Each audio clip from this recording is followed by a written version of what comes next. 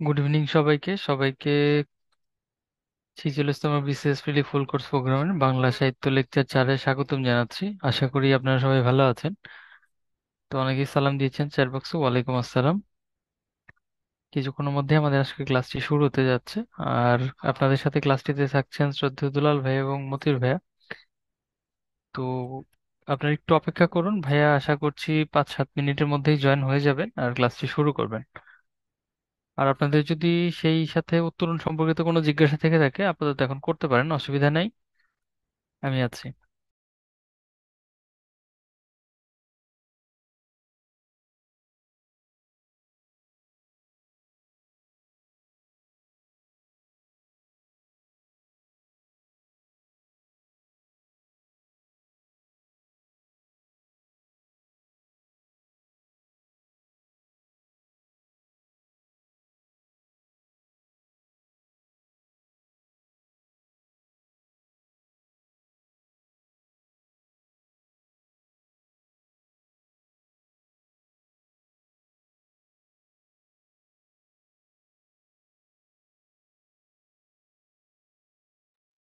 আচ্ছা, দু একজন জানতে চেয়েছেন ক্লাস শুরু হয়েছে কিনা। না, ক্লাসটা শুরু হয়নি এখনো, ভাইয়া শুরু করবেন এই আর 2-3 মিনিটের মধ্যে আর কি। হ্যাঁ, আপনি একটু অপেক্ষা করুন, একটু সময় দেন কাইন্ডলি।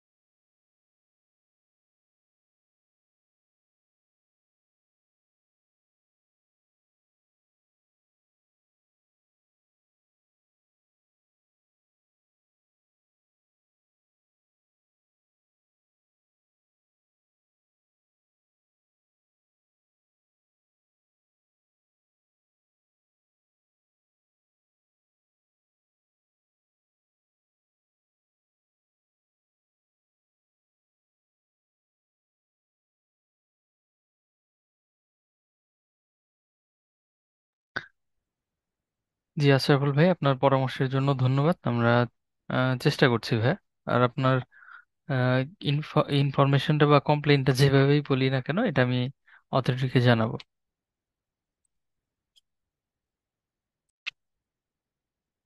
রোজ ভাই, ক্লিয়ার? হ্যাঁ ভাইয়া, শুনতে পাচ্ছি শুভ ভাইয়া। সন্ধ্যা। আমরা আজকে লেখাপড়া শুরু করি আমাদের লেকচার 4 বাংলা সাহিত্য।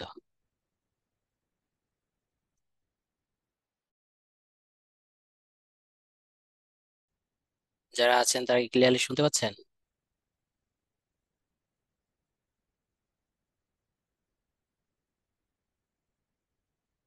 ঠিক আছে।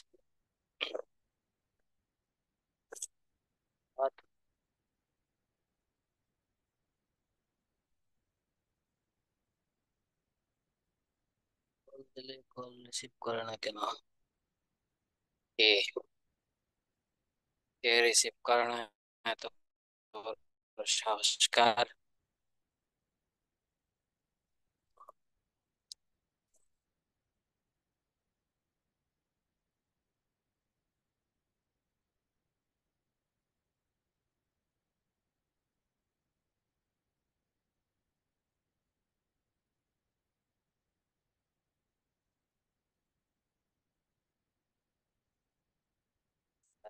প্রায়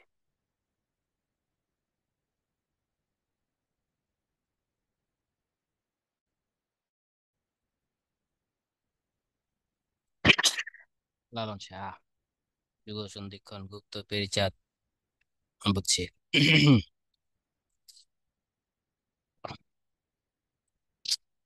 তাহলে কি আমরা মূলত আধুনিক যুগটা যাদের হাত ধরে শুরু করেছে, তাদের এই অবদান। আমাদের কয়েকটা ব্যক্তির নাম, এই যে বাংলা সাহিত্যে আধুনিকতা, শুধু বাংলা সাহিত্যে না, ভারতবর্ষে আধুনিকতা, সবারটা আমাদের মনে রাখতে হবে। রাজা রামমোহন রায়ের জন্ম নিয়ে মতান্তর আছে, কোথাও 1772, কোথাও আবার 1774। তারপর হচ্ছে লালন, লালনের জন্য 1772। তবে এদের জন্ম মুখস্থ করা লাগবে না, হ্যাঁ, কাদেরটা মুখস্থ করা লাগবে সেটা আমরা বলে দিব। এরপর আমরা দেখতে পাবো ঈশ্বরচন্দ্র গুপ্ত। সংক্ষেপে আমি গুপ্ত লিখলাম। গুপ্তের জন্ম 1812 সাল। উনি তো যুগ সন্ধিক্ষণের কবি, তাই অনেকে মনে করেন যে ঈশ্বরচন্দ্র গুপ্তের জন্ম মনে হয় মধ্যযুগে হয়েছে, কিন্তু কথাটা না। ঠিক আছে, কথাটা হচ্ছে গুপ্তের জন্ম 1800 কত সালে, 82 সালে। গুপ্তের পরে আমরা দেখতে পাবো পেরিচাঁদ মিত্রকে। পেরিচাঁদ মিত্র, এই পেরিচাঁদ মিত্রের জন্ম হয়েছে 1814 সালে। যে আলালে করে দুলাল উপন্যাস লিখেছে। আর গুপ্ত যুগ সন্ধিক্ষণের কবি আপনারা মোটামুটি সবাই জানেন, ঠিক না? এরপর আমরা পড়তে পারি বিদ্যাসাগরকে। বিদ্যাসাগরের জন্ম হয়েছে 1820 সালে। এই একটা সাল মুখস্থ রাখতে হবে, এটা স্টার দিয়ে দিলাম। বিদ্যাসাগরের পর আমরা মাইকেলের কথা স্মরণ করতে পারি। মাইকেলের জন্য 1824। মাইকেলের পর আমরা দীনবন্ধুকে স্মরণ করতে পারি, নাট্যকার দীনবন্ধু। তিনি নাটক লিখে বেশি বিখ্যাত, নাটক আর প্রহসন লেখে। দীনবন্ধু মাইকেলের জুনিয়র ছিল, 1830। আর এই জন্ম সালটা মুখস্থ করতে হবে, দীনবন্ধু মিত্র। এবার আমরা যাদের নাম আরো দেখতে পাবো দীনবন্ধুর পর, বঙ্কিমের ভাই, বঙ্কিমের বড় ভাই ম্যাজিস্ট্রেট ছিল, বিসিএস অ্যাডমিন ক্যাডার। এই বিসিএস অ্যাডমিন ক্যাডার সঞ্জীব চন্দ্র, 1800 কত, 34। হ্যাঁ, এই সালটা মুখস্থ রাখবেন, সঞ্জীব চন্দ্র। সঞ্জীব চন্দ্রের পর আমরা দেখতে পাই গীতি কবিতা নিয়ে, পুরোপুরি গীতি কবিতা নিয়ে প্রচুর লেখালেখি করছেন বিহারলাল, 1835। এরপর আমরা দেখতে পাবো বঙ্কিমচন্দ্র চট্টোপাধ্যায়, উপন্যাসের জনক। তারটা হচ্ছে 1838। এটা আবার পরীক্ষায় আসে, বঙ্কিমচন্দ্র। আর আমাদের কার পড়তে হবে, আর আমাদের পড়তে হবে মীর মশাররফ হোসেন। মীর মশা, অনেকে তাকে মশা মনে করে, কিন্তু মশা নয়, মীর মশা হবে। ওকারটা হবে না। মোশাররফের জন্য 1847, তারটা সাল পরীক্ষায় আসে। এরপর আমরা কাইকোবাদকে আমরা পাই। কাইকোবাদ, কাজী কুরেশি কাইকোবাদ। সে হচ্ছে 1857। 1857। হম।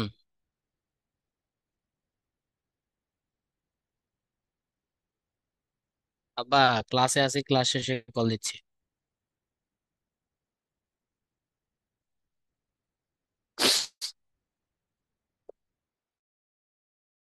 1800 কত, কাইকোবাদ হচ্ছে 1857।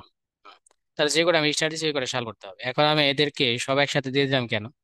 এদের নাম আপনি বলতে পারেন বাংলা সাহিত্যের ফাদার্স। এই বাংলা সাহিত্যের ফাদার্স মানে জনকেরা, বাপেরা। একে বলা হয় পাঠ্যপুস্তকের বাইরে গদ্যের জনক। এবারে যা লিখছে তা পাঠ্যপুস্তক হয় নাই, ঠিক আছে? আর লালন তো আপনারা জানেন, উপমহাদেশের প্রথম, এই রামমোহনের কথা বলি, উপমহাদেশের প্রথম আধুনিক পুরুষ, প্রথম স্মার্ট গাই কে ছিলেন? তাহলে answer হবে রাজা রামমোহন রায়। আর গুপ্ত হচ্ছে যুগ সন্ধিক্ষণের কবি, সেটা জানেন। সে কিন্তু প্রথম কবিতা লিখছে আধুনিক যুগে, যদিও তার কবিতাগুলো অত বেশি সুন্দর হয় নাই। তার একটা কবিতা হচ্ছে কে, এই প্রশ্নের পরীক্ষায় আসে, জগতে বলো দেখি, জ্ঞানীকে, গুণীকে, মানিকে, এটা আসে পরীক্ষায়। তা আরেকটা কবিতা আছে গুপ্তের, সেটা হচ্ছে স্বদেশ কবিতা। সেই স্বদেশ কবিতাটাও পরীক্ষায় আসে। স্বদেশ কবিতা লিখেছেন তিনি, কত রূপ স্নেহ করি দেশের কুত্তা ধরি, বিদেশের ঠাকুর ফেলিয়া, এই কত রূপ স্নেহ করি, এটা আসে। আর কে কবিতাটাও আসে। তার আরেকটা কবিতা আছে নীলকর, নীল চাষদের, এটা দেখলাম একটা পরীক্ষা এসেছে, তুমি মা কল্পতরু আমরা সব পোষা গরু। মা আর ভিক্টোরিয়া রানীকে বলছে তুমি হচ্ছে কল্পতরু, আমরা সব পোষা গরু। নীলকররা হচ্ছে তার পোষা গরু, আর রানী হচ্ছে কল্পতরু। আর যখনই সুযোগ পাবো সেই তরুরে খেয়ে ফেলবো। অর্থাৎ তিনি আধুনিক যুগে কবিতা লিখলো, তার কবিতার মান অত ভালো ছিল না। কিন্তু যদি বলা হয় আধুনিক যুগের প্রথম কবিকে, তাহলে অ্যান্সার হবে ঈশ্বরচন্দ্র গুপ্ত। আধুনিক যুগের প্রথম কবিকে, ঈশ্বরচন্দ্র গুপ্ত। তিনি আবার কৌলিন্য প্রথা, ওই যে একজন ব্রাহ্মণ 100 জন নারী বিয়ে করতে পারতো, সেই কৌলিন্য প্রথা তিনি সমালোচনা করেছেন। আবার মেয়েদের যে নারী শিক্ষা নামে একটা কবিতা লিখেছেন, তিনি নারী শিক্ষা কবিতার কি সমালোচনা, নারী শিক্ষার বিরোধিতা করেছেন, একমাত্র কবি যিনি নারী শিক্ষার বিরোধিতা করেছেন। তাহলে এখান থেকে যে প্রশ্নগুলো আসে সেটা হচ্ছে আধুনিক যুগের প্রথম কবিকে, তাহলে অ্যান্সার হবে ঈশ্বরচন্দ্র গুপ্ত। যুগ সন্ধিক্ষণের কবিকে ঈশ্বরচন্দ্র গুপ্ত। ঈশ্বরচন্দ্র গুপ্ত কবি না সাংবাদিক? তাহলে প্রথম পরিচয় সাংবাদিক। তার বিখ্যাত পত্রিকার নাম কি? সংবাদ প্রভাকর। সংবাদ প্রভাকর কত সালে? সংবাদ প্রভাকর কেন বিখ্যাত? দৈনিক হিসাবে সবচেয়ে বেশি বিখ্যাত। কে কবিতাকার? ঈশ্বরচন্দ্র গুপ্ত। স্বদেশ কবিতাকার ঈশ্বরচন্দ্র গুপ্ত। কতরূপ স্নেহ করি দেশের কুত্তা ধরি বিদেশের ঠাকুর ফেলিয়া, এই চরণটি কার? ঈশ্বরচন্দ্র গুপ্ত। পয়েম মেমোরাইজ করতে হবে নাকি নাম পড়লেই চলবে? নাম পড়লেই চলবে, পয়েম মেমোরাইজ করতে হবে না। নীলকরের মধ্যে ওই যে এই কথাটা বলেছেন, তুই মা কল্পতরু আমরা সব পোষাগুরু, এটা। কলিন্য প্রথায় তিনি বলেছেন কি যেন, কুলে সম্ভ্রম করিব কেমনে, শতেক বিধবা হয় একই কারণে। একজন কুলীন ব্রাহ্মণ 100 জন বিয়ে করছে, একজন ব্রাহ্মণ মরে গেছে গা, আর ব্রাহ্মণ মরে যাওয়ার সাথে সাথে 100 জন নারী বিধবা হয়ে গেছে গা। তাই বলছে যে কলিন্য ব্রাহ্মণের সম্মান আমি কিভাবে করবো যখন শত লোক বিধবা হয় একটা লোকের কারণে। নারী শিক্ষায় তিনি বলেছেন, এবি পরে বিবি সেজে বিলেতি বল কবি কবে। নারীদের যদি এবিসিডি পড়াও একসময় তারা বিবি সাজবে, বিবি সেজের পর তারা ইংরেজিতে কথা বলবে, বাংলা ভাষায় কথা বলবে না। সুতরাং নারী শিক্ষার বিরোধিতা করেছেন। এই প্রশ্নগুলো আসে এখানে। তা আধুনিক যুগের প্রথম কবি গুপ্ত হইল, কিন্তু প্রকৃত আধুনিক কবি, প্রথম প্রকৃত আধুনিক কবি মাইকেল। সে কিন্তু আধুনিক হইল, সে প্রকৃত আধুনিক নয়। গুপ্ত প্রকৃত আধুনিক নয়, প্রকৃত আধুনিক কে? মাইকেল। সুতরাং গুপ্ত ভার্সেস মাইকেল, যেগুলো প্রকৃত আধুনিক কবিকে, তাহলে অ্যান্সার হবে কি? মাইকেল মধুসূদন দত্ত। এই হচ্ছে ঘটনা। তাহলে এখান থেকে এই প্রশ্ন আসে কি, উপমহাদেশের প্রথম আধুনিক আধুনিক পুরুষ কে? রাজা রামমোহন রায়। ঠিক আছে, পাঠ্যপুস্তকে বাইরে উত্তেজনক কি? রাজা রামমোহন রায়। তাহলে আধুনিক যুগের প্রথম কবি কে? তাহলে অ্যান্সার হবে গুপ্ত, ঈশ্বরচন্দ্র গুপ্ত। যুগ সন্ধিক্ষণের কবি কে? ঈশ্বরচন্দ্র গুপ্ত। প্রকৃত আধুনিক কবি কে? মাইকেল মধুসূদন দত্ত। এমনকি প্রথম বিদ্রোহী, প্রথম বিদ্রোহী কবি কে? মাইকেল মধুসূদন দত্ত। কারণ সকলেই ধর্মের কথা বলে, কিন্তু এই মাইকেল মধুসূদন গিয়ে প্রথম ধর্মের বিরুদ্ধে বিদ্রোহ করেছেন। তিনি নিজে খ্রিস্টান ধর্ম গ্রহণ করেছেন, এটা একটা ধর্মের বিরুদ্ধে বিদ্রোহ। তারপর তিনি রাম, যে রামকে সবাই শ্রদ্ধা করে, তিনি সেই রামকে মেঘনাদ বধের ভিলেন বানিয়ে দিয়েছেন, এখানেও তার বিদ্রোহ। যে রাবণকে মানুষ ঘৃণা করে, সেই মেঘনাদ বধে তিনি রাবণকে হিরো বানিয়ে দিয়েছেন, তাই এখানে তার বিদ্রোহ, তাই তাকে বলা হয় প্রথম বিদ্রোহী কবি। তাহলে আমি লাস্ট বার বলছি, প্রথম আধুনিক কবিকে, আধুনিক যুগের প্রথম কবিকে? ঈশ্বরচন্দ্র গুপ্ত। কিন্তু প্রথম প্রকৃত আধুনিক কবিকে? তাহলে অ্যান্সার হবে মাইকেল মধুসূদন দত্ত। তারপর হচ্ছে প্রথম বিদ্রোহী কবিকে? মাইকেল মধুসূদন দত্ত। আশা করি বিষয়টা বুঝে গেছে। তাহলে প্রথম ঔপন্যাসিক কে? এইবার হচ্ছে প্রথম ঔপন্যাসিক, প্রথম ঔপন্যাসিক হচ্ছে পেরিচাঁদ মিত্র, আলালের ঘরে দুলাল। এই প্রথম উপন্যাসিক হইল, উপন্যাসের আবার জনক কে? জনক কিন্তু আবার বঙ্কিম। তাহলে পেরিচাঁদ ভার্সাস হচ্ছে বঙ্কিম।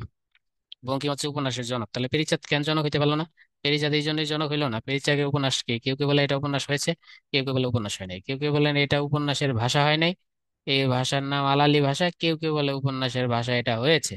তো সেই হিসাবে তিনি ঔপন্যাসিক হতে পেরেছেন কি পারেন না, এটা নিয়ে মতানৈক্য আছে। তাই দেখা যায় প্রথম উপন্যাসিককে পেরিচাঁদ, কিন্তু উপন্যাসের জনককে বঙ্কিমচন্দ্র চট্টোপাধ্যায়। আশা করি বিষয়টা আপনার বুঝতে পেরেছেন। ঠিক আছে, তাহলে আবার এখানে দেখি আমরা সঞ্জীব চন্দ্র কি পালামু, পালামু নামে একটা ভ্রমণ কাহিনী লিখেছেন। তিনি মায়ানমারে চাকরি করতেন, ম্যাজিস্ট্রেট ছিলেন। তিনি পালামু নামে ভ্রমণ কাহিনী লিখেছেন। তাই যদি আসে ভ্রমণ কাহিনীর জনককে, এটা বাংলা সাহিত্যের প্রথম ভ্রমণ কাহিনী, তাহলে যদি আসে ভ্রমণ কাহিনীর জনককে, অ্যান্সার হবে সঞ্জীব চন্দ্র চট্টোপাধ্যায়।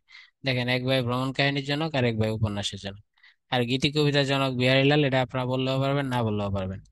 দেখেন, এই যে আমরা দেখছি লালমোহন বলেন, লালন বলেন, এরা সব ছিল হিন্দু। তাহলে প্রথম মুসলমান মধ্যযুগ, মধ্যযুগে না, এটা কিন্তু আধুনিক যুগে। মধ্যযুগে অনেক মুসলমান সাহিত্য ছিল। তাহলে প্রথম প্রথম আধুনিক যুগে প্রথম মুসলমান সাহিত্যিক কে ছিলেন?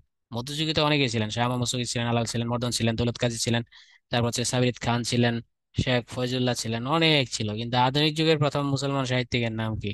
তাহলে অ্যান্সার হবে প্রথম মুসলমান সাহিত্যিক কাইকো ইয়ার মুশাররফ হোসেন। এবার দেখেন, মুসলমান যারা মধ্যযুগে ছিল তারা সবাই কবিতা লিখছে, কিন্তু মোশাররফ আধুনিক যুগে উপন্যাস লিখছে। তাহলে প্রথম মুসলিম উপন্যাসিকের নাম কি? মোশাররফ হোসেন। মোশাররফ কিন্তু নাটকও লিখছে।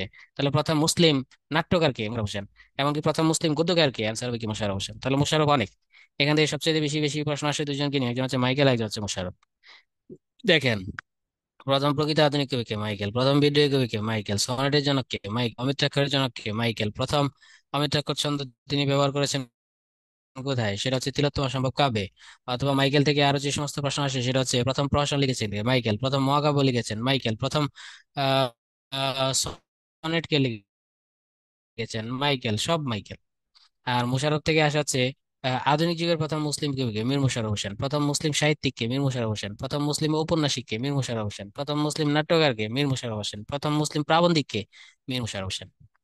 কিন্তু প্রথম মুসলিম কবিকে, তখন কিন্তু আর মীর মশাররফ হোসেন হবে না, তখন প্রথম মুসলিম কবি হবে শাহ মোহাম্মদ সগীর। শাহ মোহাম্মদ সগীর। তাহলে আশা করি আপনারা পুরো কথাটা বুঝতে পেরেছেন। ক্লিয়ার? তাহলে এখানে যারা ফাদার আছে, ক্লিয়ার হয়েছেন কিনা? আমি দিয়ে একটা প্রশ্ন করবো, তাহলে আমি এই পেজ থেকে চলে যাব। আজকে একটু চেষ্টা করবো আগে ভাগে ছাড়তে, একটু বিশেষ প্রয়োজন ইনশাআল্লাহ। বলেন তো দেখি।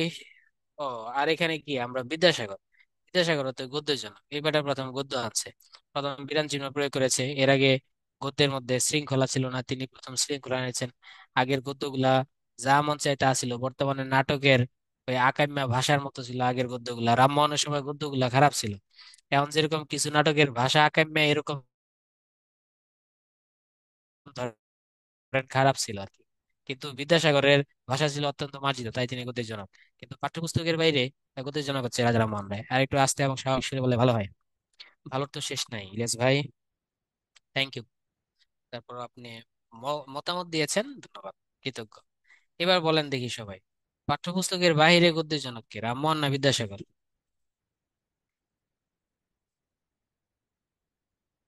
পাঠ্যপুস্তকের বাইরে রামমোহন, কারণ রামমোহনের কোন বই কিন্তু পাঠ্যপুস্তক হয় নাই, কিন্তু বিদ্যাসাগরের সব পাঠ্যপুস্তক হয়েছে। বিদ্যাসাগর লিখেছিল বোধোদয়, সেটা পাঠ্যপুস্তক। বিদ্যাসাগর লিখেছিল বর্ণপরিচয়, সেটা পাঠ্যপুস্তক। তারপর হচ্ছে রামমোহনের বই কিন্তু পাঠ্যপুস্তক হয় না একটাও। তাই পাঠ্যপুস্তকের বাইরে গদ্যের জনক রামমোহন। এবার বলুন গদ্যের জনক কে? গদ্যের জনক কে, রামমোহন না বিদ্যাসাগর? গদ্যের জনক কিন্তু বিদ্যাসাগর। সে বিরাম চিহ্ন আবিষ্কার করছে, গদ্যকে শৃঙ্খলা দিয়েছে। বুঝতে পেরেছেন? সেরকম আর কি। আচ্ছা, তাহলে এবার বলেন উপন্যাসের জনক কে? উপন্যাসের জনক প্যারীচাঁদ না বঙ্কিম? প্যারীচাঁদ না বঙ্কিম উপন্যাসের জনক? বঙ্কিম, এই তো হয়ে গেছে। এবার বলেন প্রথম উপন্যাসিক কে? প্রথম উপন্যাসিক কে, প্যারীচাঁদ না বঙ্কিম?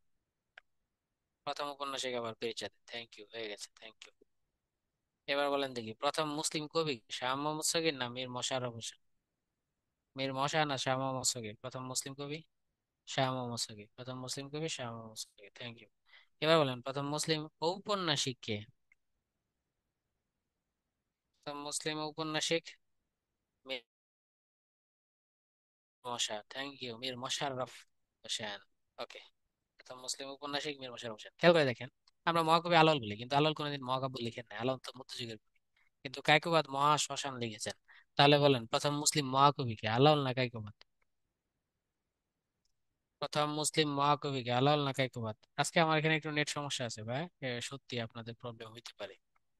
Kaykobad, thank you. কিন্তু আলাওল এমনি মহাকবি বলা হয়, এমনি। কিছু লোক আছে না চেয়ারম্যান ফেল করে চেয়ারম্যান এরকম, আলাওল এমনি মহাকবি। কিন্তু প্রথম প্রথম মহাকবি কিন্তু মুসলিম মহাকবি কায়কোবাদ। তিনি মহাশ্মশান লিখেছেন। তাহলে এখানে দেখেন বাংলা সাহিত্যের সব ফাদার্স গুলো একসাথে। আর কি বাকি থাকে? আর বাকি থাকে ছোট গল্প, ওটার জন্য কে, রবীন্দ্রনাথ ঠাকুর। বাকি থাকে কি, গজল, ওটার জন্য কে, কাজী নজরুল ইসলাম। এর বাইরে মোটামুটি সব সব জনক গুলা, ফাদার্স গুলা একসাথে। আর গদ্যের বাইরে রামমোহন রায়, গদ্যের জনক বিদ্যাসাগর। প্রথম আধুনিক কবি কে বলেন তো? প্রথম আধুনিক কবি গুপ্ত নাকি মাইকেল? প্রথম আধুনিক কবি কে, গুপ্ত না Michael? Michael, Michael, thank you. কিন্তু এই প্রশ্নটাকে প্রথম আধুনিক কবি মাইকেল হবে, মাইকেল। রামমোহন কবি ছিলেন না ভাইয়া, প্রথম আধুনিক কবি মাইকেল। এবার একটা প্রশ্ন আমি আপনাদের কাছে করতে চাই, সেটা হচ্ছে আধুনিক যুগের প্রথম কবি কে? আধুনিক যুগের প্রথম কবি, তখন হবে অ্যান্সার গুপ্ত। হ্যাঁ, আধুনিক যুগের প্রথম কবি গুপ্ত। কিন্তু সে নিজেই ভালো আধুনিক না, অল্প আধুনিক। ঠিক আছে? মনে করেন গুপ্ত আছে জায়েদ খান, আর মাইকেল হচ্ছেন সালমান শাহ। বিষয়টা বুঝছেন? গুপ্ত আধুনিক যুগে গুপ্ত হচ্ছে জায়েদ খান, আধুনিক যুগে জন্মাইলে হতো না। আর মাইকেল হচ্ছে সালমান শাহ। ঘটনা হচ্ছে এরকম। নেট প্রবলেম, নেট টুকটাক প্রবলেম আছে, কি করবো ভাই। আজকে আমার এখানে বৃষ্টি হচ্ছে এবং গতকালকে আগুন লেগেছিল। আগুন লাগার ফল থেকে একটু ঝামেলা হচ্ছে নেটে। একটু কম্প্রোমাইজ করে নেন। ওকে, আমি বুঝতে পারলাম আপনার এই পেজটা পুরোপুরি বুঝতে পেরেছেন। তাহলে রাজা রামমোহন রায় সম্পর্কে আমি টুকটাক যা পড়বেন সেটা একটু বলে দেই। রাজা রামমোহন রায় সবচেয়ে বড় অবদান একটা ধর্ম তিনি প্রতিষ্ঠা করেছেন, সেই ধর্মের নাম কি? ব্রাহ্ম ধর্ম। অনেক সময় একবার ভাই ভাই প্রশ্ন করেছিল রবীন্দ্রনাথ ঠাকুর কোন ধর্মের লোক ছিলেন, তাহলে অ্যান্সার হবে রবীন্দ্রনাথ ঠাকুর কিন্তু সনাতন নয়। রবীন্দ্রনাথ ঠাকুর হিন্দু বা সনাতন ধর্ম বলা যাবে না, রবীন্দ্রনাথ ঠাকুর ব্রাহ্ম ধর্ম। রাজা রামমোহন রায় কোন ধর্ম? ব্রাহ্ম ধর্ম। রবীন্দ্রনাথের পিতা ব্রাহ্ম ধর্ম, রবীন্দ্রনাথের দাদা ব্রাহ্ম ধর্ম। এমনকি ভাই গিরিশচন্দ্র সেন যিনি কোরআন শরীফ অনুবাদ করেছেন তিনিও কি ধর্ম? ব্রাহ্ম ধর্ম। গিরিশচন্দ্র সেনের বাড়ি কোথায়? বাড়ি হচ্ছে নরসিংদী। এই প্রশ্নগুলো আসে আর কি। আচ্ছা, রাজা রামমোহন রায়ের জন্ম 1772 বা 1774, এটা পড়ার দরকার নাই, যেখানে পড়বেন সেখানে আমি স্টার দিয়ে দিব, আমার পড়ার দরকার নাই। 1815 সালে তিনি বই লেখালেখি শুরু করলেন। তার যে একটা বিখ্যাত গ্রন্থ সেটা হচ্ছে বেদান্ত গ্রন্থ, তার আরেকটা বিখ্যাত গ্রন্থ বেদান্ত সার। আচ্ছা, এই দুইটা গ্রন্থের মূল বিষয়বস্তু বলে দেই। দেখেন, বেদান্ত শব্দটা এসেছে বেদ থেকে, তাহলে বেদান্ত গ্রন্থ মানে বেদের হিসাব নিকাশ, বেদান্ত সার মানে হচ্ছে বেদের সামারি। আসলে বেদ কি? বেদ হচ্ছে হিন্দু একটি ধর্মীয় গ্রন্থ, বেদ এবং উপনিষদ। এবার রাজা রামমোহন রায়ের সময় মূল সমস্যাটা কি ছিল? সতীদাহ। কারণ সতীদাহ যে বৈধ না অবৈধ এটা তো আর আপনি মুখে বলে চলবে না, রেফারেন্স চাই। সেই রেফারেন্সই তিনি দিয়েছেন বেদ থেকে। অর্থাৎ সতীদাহের বিপক্ষে লেখা, বেদের রেফারেন্স দিয়ে লেখা বইয়ের নাম এই বেদান্ত গ্রন্থ, বেদান্ত সামারি। তিনি বুঝাইতে চাইছেন বেদান্ত গ্রন্থে সতীদাহের কথা নাই। তিনি বুঝাইতে চাইছেন বেদান্ত সারের মধ্যে, বেদান্ত সার বই লিখে তিনি বুঝাইতে চাইছেন সতীদাহ প্রথা হিন্দু ধর্মের কোথাও নাই। তাহলে আপনাকে পড়তে হবে এই দুইটা, বেদান্ত গ্রন্থ এবং কি বেদান্ত সার। এই সময়ে তিনি আবার আত্মীয় সভা করছেন, দেখেন। তিনি বহু দেবদেবীতে বিশ্বাস করতেন না বলে তিনি একসময় আত্মীয় সভা করেছেন, পরে আবার এই আত্মীয় সভা থেকে ব্রাহ্ম সমাজ প্রতিষ্ঠা করেছেন। অর্থাৎ নিজেদের নিয়ে তিনি এক ঈশ্বরবাদে বিশ্বাস করতেন। তার মধ্যে এক ঈশ্বরবাদ ঢুকেছে কেন? কারণ ছোটবেলায় তার বাবা তার জন্য মৌলবি রেখে দিয়েছিল, সেই মৌলবি তাকে ফার্সি পড়িয়েছে, সেই মৌলবি তাকে আরবি পড়িয়েছে। এর ফলে আস্তে আস্তে তার মধ্যে এক ঈশ্বরবাদ প্রবেশ করেছে। আবার সে মুসলমান হয়ে গেছে কেউ, আবার সেটা ভাইবেন না। তাহলে এটা আবার ইম্পর্টেন্ট, আত্মীয় সভা কে প্রতিষ্ঠা করেছে? রাজা রামমোহন রায়।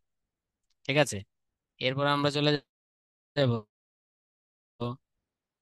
তার বিখ্যাত সালগুলো। 1829 সালে চলে যাব, এই সালটা মুখস্থ করতে হবে। 1829 সালে তার অনেক চেষ্টার ফলে সতীদাহ প্রথা বাতিল করেছে।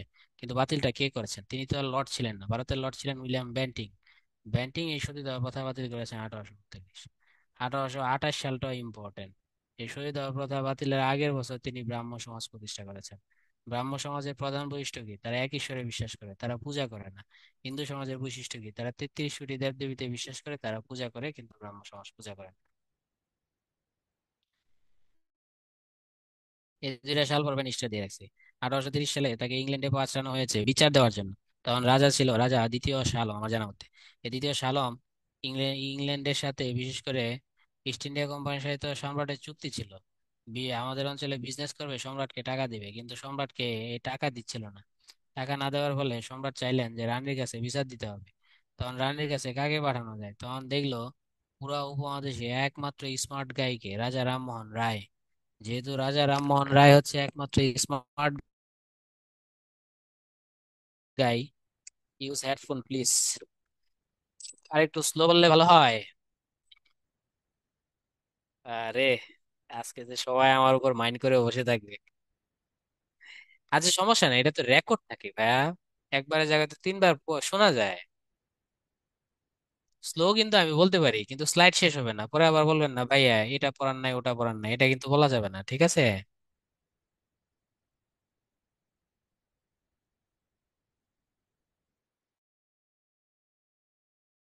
হুম, স্লোই ভালো। পরে কিন্তু শেষ না হইলে আবার বলতে পারবেন না ভাইয়া বলেন নাই বলেন নাই, দেখেন আমি কিন্তু টানা বলে যাচ্ছি।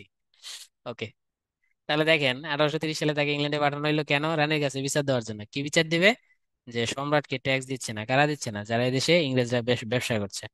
তখন তিনি ইংল্যান্ডে গেলেন, সেটা আমাদের সমস্যা নাই। 1833 সালে তিনি একটা বই লিখলেন, বইটা আগে লিখেছিলেন ইংলিশে, পরবর্তী সেই বইটাকে বাংলায় ট্রান্সলেট করলেন। সেই বিখ্যাত ব্যাকরণ বইটির নাম কি? গরীয় ব্যাকরণ।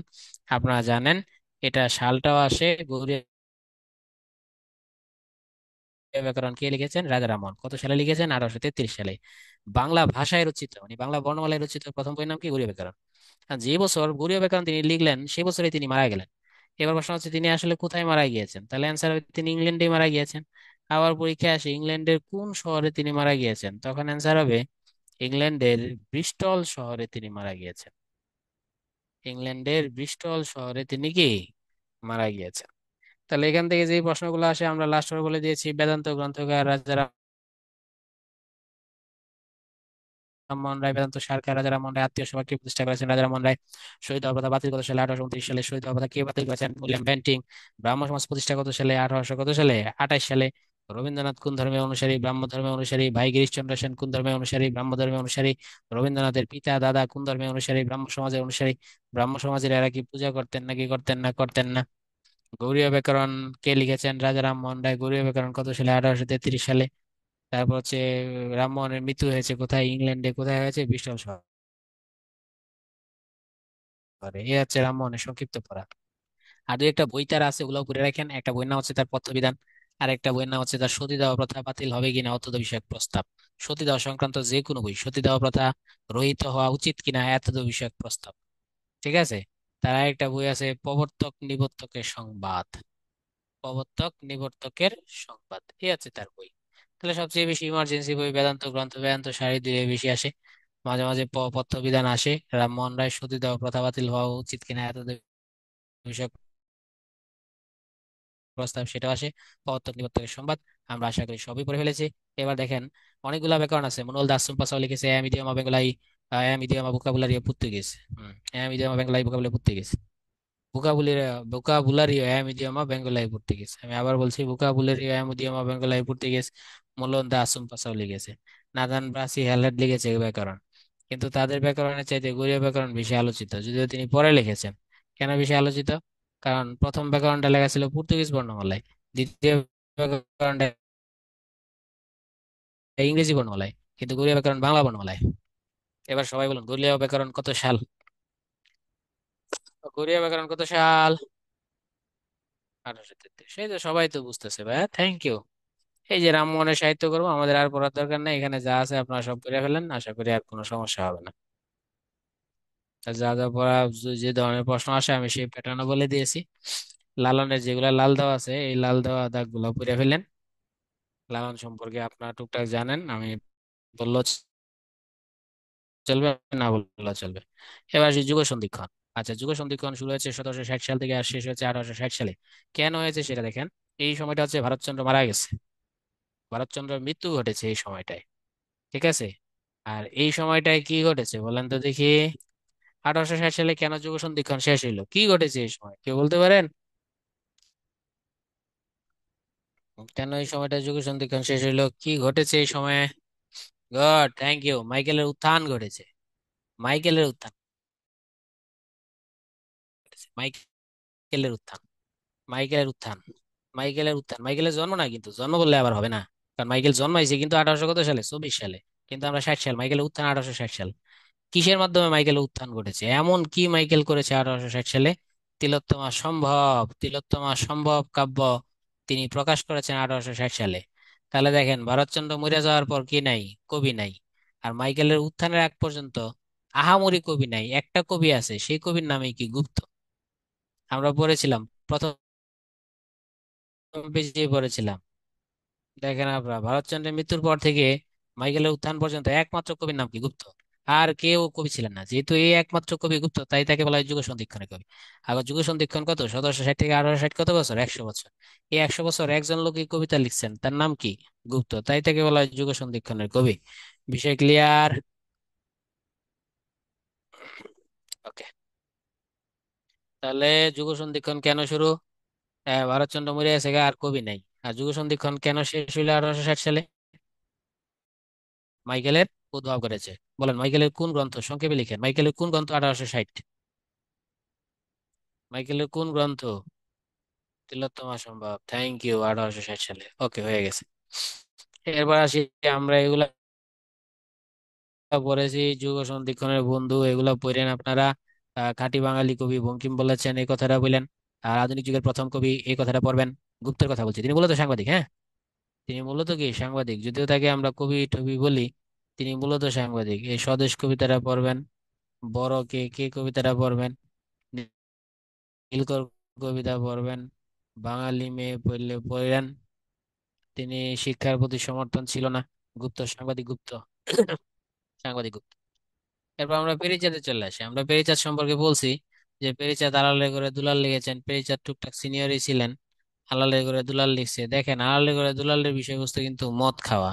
এই যে নায়ক থাকে মদ খাইতে খাইতে নষ্ট হয়ে যায়, অনেক টাকা পয়সা থাকে, ধনীর আদরে লালিত সন্তান, ধনী লোকের সন্তানগুলো বেশিরভাগ নষ্ট হয়, সেটা এখানে বোঝানো হয়েছে। এখন ওই সময়টাই ছিল মদের জোয়ার। এই 1858, তো আলালের ঘরে দুলাল কত সালে? 1858 সালে। এই সময়টা সব মদ নিয়ে লেখালেখি ছিল, মদ ছিল ওই সময় লেখালেখির প্রধান বিষয়বস্তু।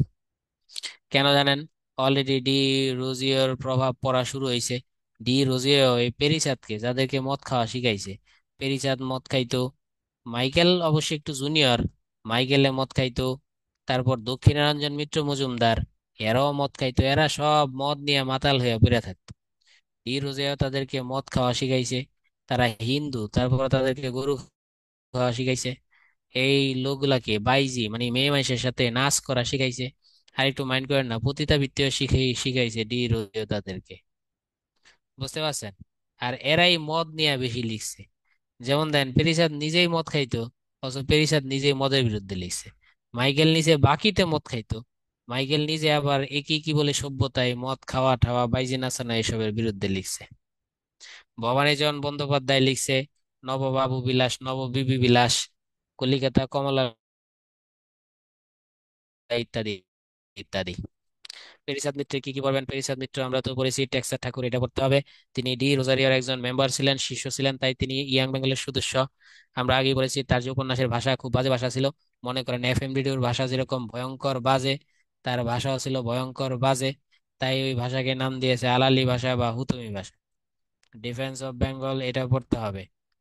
আর এটা পড়েন জমিদার এন্ড রায়টস, চিরস্থায়ী বন্দোবস্তের সমালোচনা করে তিনি এটা লিখেছেন। তার মদ খাওয়া নিয়ে কি কি আছে আমরা সেটা দেখে ফেলি। আলালের ঘরে দুলাল, এটা সাল সহ পড়তে হবে 1858 সাল। এটা বিষয়বস্তু মদ। এরপর পড়তে হবে আধ্যাত্মিকতা, মদ খাইলে আধ্যাত্মিকতা বাড়ে। তিনি মদ খাওয়া বড় দায় জাত থাকে আর কি হয়। আরেকটা আছে যত কিঞ্চিত, মদ খাইতে হবে কম কম করে। এই তিনটাই পড়বেন, আর কিছু করার দরকার নাই। এবার বলেন দেখি, মদ খাওয়া বড় দায় জাত থাকার কি উপায়? এটা কার? সংক্ষেপে লিখলে হবে, পুরো নাম লেখা লাগবে না। মদ খাওয়া বড় দায় জাত থাকার কি উপায়, কার এটা? পেরিচাঁদ মিত্র গুড। যৎ কিঞ্চিত, অল্প অল্প মদ খাবেন, যৎ কিঞ্চিত এটি কার? Pearychand Mitra. Good, Pearychand Mitra. Defence of Bengal কে? পেরিচাঁদ মিত্র। এই যে মতিলাল, এই মতিলাল এই প্রচুর পরিমাণে কি খাইতো? আপনার মদ খাইতো। আর ঠক্স আছে এখানে যতগুলা ক্যারেক্টার আছে, মনে করেন উপন্যাসকে একটা সিনেমা মনে করবেন। ওই সিনেমাতে যতগুলা নায়ক আছে, নায়িকা আছে, ভিলেন আছে, আপনার কারোরই ভালো লাগে নাই। আপনার শুধু ঠক্স আসা নামে এটিএম শামসুজ্জামান একজন ছিল। আপনি বলতে পারেন যে ওই সিনেমা দেখে আমার শুধুমাত্র এটিএম শামসুজ্জামান রে ভাল লাগছে। তাই বলা হয়, এই আলালে করে দুলাল যদি একটা সিনেমা হয়, ওই সিনেমায় একটা ক্যারেক্টার ভালো লেগেছে, সেই ক্যারেক্টারকে বলেন তো। আল্লাহ করে দুলাল একটা সিনেমা কল্পনা করেন, ওই সিনেমায় একটা ক্যারেক্টারই ভালো লেগেছে, সেই ক্যারেক্টারের নাম কি? ঠক চাচা। এটাই বলা হয় একমাত্র সার্থক ক্যারেক্টার। আর মনে করেন নায়ক যে মতিলাল, এ হইলো জায়েদ খান, তারে আপনার ভাল লাগে নাই। ভিলেন সে হচ্ছে মনে করেন ওই কি যেন বলা হয়, হিরো আলম, তারে আপনার ভাল লাগে নাই। কিন্তু ঠক চাচা ক্যারেক্টার ছিল হচ্ছে এই এটিএম শামসুজ্জামান, ওই একটাই ভাল লাগছে, এই জন্য বলা হয় আলালে করে দুলাল উপন্যাসে সার্থক ক্যারেক্টার কোনটি? তাহলে অ্যান্সার হবে ঠক চাচা। শেষ। এছাড়া পেরিচাঁদ কি লিখছে? যৎকিঞ্চিত লিখছে, ইত্যাদি ইত্যাদি। আচ্ছা, কোনটি রামমোহন রচিত পত্রিকা নয়? সংবাদ প্রভাকর। সংবাদ প্রভাকর কার কবিতা? গুপ্তের কবিতা। এবার বলেন, গুপ্ত কি সাহিত্যিক না কবি? যদিও সে কবিতা লিখেছে, গুপ্ত কবিতা লিখেছে বড় কে, গুপ্ত কবিতা লিখেছে কে, গুপ্ত কবিতা লিখেছে নীলকর, গুপ্ত কবিতা লিখেছে বাঙালি মেয়ে। হ্যাঁ, সাংবাদিক। তারপরে তাকে বলতে হবে সাংবাদিক। না, তিনি সাহিত্যিক না, সাংবাদিক। সংবাদ প্রভাকরের কারণে তিনি বিখ্যাত সাংবাদিক। আগে তো দৈনিক সংবাদপত্র চালানো অনেক কঠিন ছিল, এত টাকা আপনি কই পাবেন? সেই প্রথম এত জনপ্রিয় ছিল সংবাদ প্রভাকর, প্রথম দৈনিক ছিল সংবাদ প্রভাকর। প্রথম দৈনিক পত্রিকার নামই কি? সংবাদ প্রভাকর। মদনার বেশি পড়ার দরকার নাই, মদন মন্তর্কলঙ্কার, মদনার শুধু এটুকু পড়বেন। বাকি সব করার কে লিখেছেন? মদনা। সকালে উঠে আমি মনে মনে বলি মদনা। লেখাপড়া করে যে গাড়ি ঘোড়া চড়েছে মদনা। আর কিছু পড়ার দরকার নেই, শেষ। আমরা চলে এসেছি এখন কে, ঈশ্বরচন্দ্র বিদ্যাসাগর। আচ্ছা, বিদ্যাসাগর সম্পর্কে আমাদের যা যা পড়তে হয়, বিশেষ করে বিদ্যাসাগর যে গ্রামের বাড়ি সেটা পড়তে হয় বীরভূমে। বিদ্যাসাগরের বাড়ির পাশে একটা নদী ছিল, সেই নদীর নাম কি? দামোদর নদী। সেই দামোদর নদী পাড়ি দিয়েছিল মায়ের ডাকে। এটা পড়তে হয় কোন নদীর তীরে? বিদ্যাসাগরের বাড়ি দামোদর নদীর তীরে। বিদ্যাসাগর কোন কলেজে লেখাপড়া করতেন? তখন তো কলেজ ছিল বিখ্যাত হিন্দু কলেজ, সংস্কৃত কলেজ ইত্যাদি। তাহলে অ্যান্সার হবে তিনি সংস্কৃত কলেজে লেখাপড়া করতেন। এই তাকে সংস্কৃত কলেজ সংস্কৃত কলেজ কয় বছর বয়সে তাকে বিদ্যাসাগর উপাধি দিয়ে বের করে দিয়েছে? মাত্র 19 বছর বয়সে। কলেজ অন্য অন্য সকলকে উপাধি দিয়েছে ব্যক্তি, কিন্তু তাকে উপাধি দিয়েছে কে? তার কলেজ বা তার প্রতিষ্ঠান। কত বছর বয়সে? 19 বছর বয়সে তাকে বিদ্যাসাগর উপাধি দিয়েছে। বিদ্যাসাগরের জন্ম কত? 1820। যদি 19 বছরে বিদ্যার উপাধি পান তাহলে কত? 1839 সালে তিনি বিদ্যাসাগর উপাধি পেয়েছেন। বিদ্যাসাগর উপাধি কে দিয়েছে? ব্যক্তি দিয়েছে না কলেজ দিয়েছে বলেন? তাকে বিদ্যাসাগর উপাধি কোনো ব্যক্তি দিয়েছে নাকি কলেজ দিয়েছে? কলেজ। কলেজ কি কলেজ? সংক্ষেপে লিখলেই হবে, কি কলেজ দিয়েছে তাকে বিদ্যাসাগর উপাধি? সংস্কৃত কলেজ। বলেন তো কয় বছর বয়সে তিনি বিদ্যাসাগর হয়েছেন? কয় বছর? 19 বছর বয়সে। আর আমরা এতগুলা বয়স পেরিয়ে এসেছি, এখনো আমাদের কি হইল না? বিদ্যার হাতে করি হইল না। আর এই বেটা 19 বছর বয়সে বিদ্যার সাগর উপাধি লাভ করেছেন। মূলত হচ্ছে তারে কোনো টিচাররা পড়াইতে পারতেন না, কারণ সে এত বেশি জানতো। টিচাররা তাকে পড়াইতে শরম পাইতো, ভয় পাইতো। মাঝে মাঝে টিচারদের ভুল হয়ে যাইতো। বিদ্যাসাগরের চোখে টিচারের চোখ পড়ে যাইতো, বিদ্যাসাগর লজ্জায় ভুল করতো, স্যারে ভয় পাইতো বিদ্যাসাগর, লজ্জা পাইতো বিদ্যাসাগর, মাথা নিচু করে ফেলতো। তখন এই টিচার বুঝে যাইতো, এ রে কাম হইছে, রে কাম হইছে। তখন এই টিচাররা এই লোকটাকে কলেজ থেকে বের করে দিল চক্রান্ত করে। কি চক্রান্ত? বিদ্যার সাগর উপাধি দিয়ে।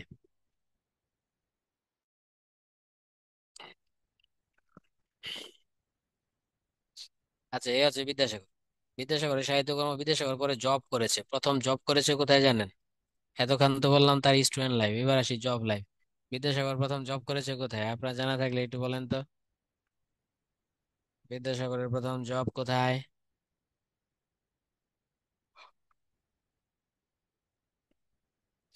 বিদ্যাসাগরের গুড গুড কারেক্ট অ্যান্সার। বিদ্যাসাগরের প্রথম জব করেছে ফোর্ট উইলিয়াম কলেজ। অনেকগুলো, আমার তিনজনে কারেক্ট অ্যান্সার দিয়েছেন, থ্যাংক ইউ।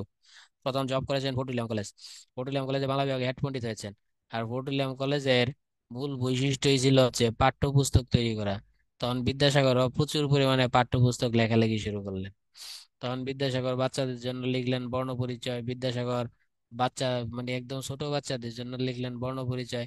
যারা 5-6 বছর হয়েছে তাদের জন্য বিদ্যাসাগর লিখলেন, তাদের পড়ানোর জন্য লিখলেন বোধোদয়। এরপর আবার ব্যাকরণ পড়ানোর জন্য লিখলেন শব্দমঞ্জুরি। আবার ব্যাকরণ লিখলেন আখ্যান মঞ্জুরি। অর্থাৎ তিনি পাঠ্য বইও লিখলেন বর্ণপরিচয়, মানে সরাসরি আরো শিখি।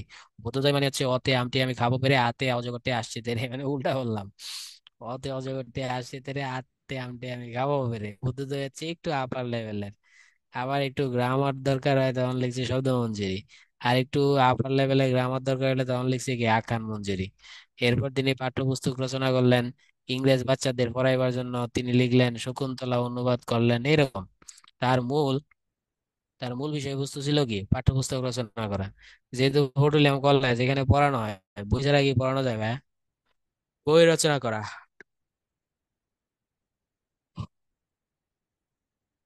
বই রচনা করা তার প্রধান কাজ ছিল। তার সমস্ত সাহিত্যকে আমরা কয়েকটা ভাগে ভাগ করতে পারি। একটা হচ্ছে তার এক ধরনের সাহিত্যকে আমরা বলি অনুবাদ সাহিত্য। তার এক ধরনের সাহিত্যকে আমরা বলি হচ্ছে শিশুতোষ সাহিত্য। শিশুতোষ সাহিত্য। তার এক ধরনের সাহিত্যকে আমরা বলি হচ্ছে মৌলিক সাহিত্য। মৌলিক সাহিত্য। আরেক ধরনের সাহিত্যকে আমরা বিবিধ নাম দিয়েছি।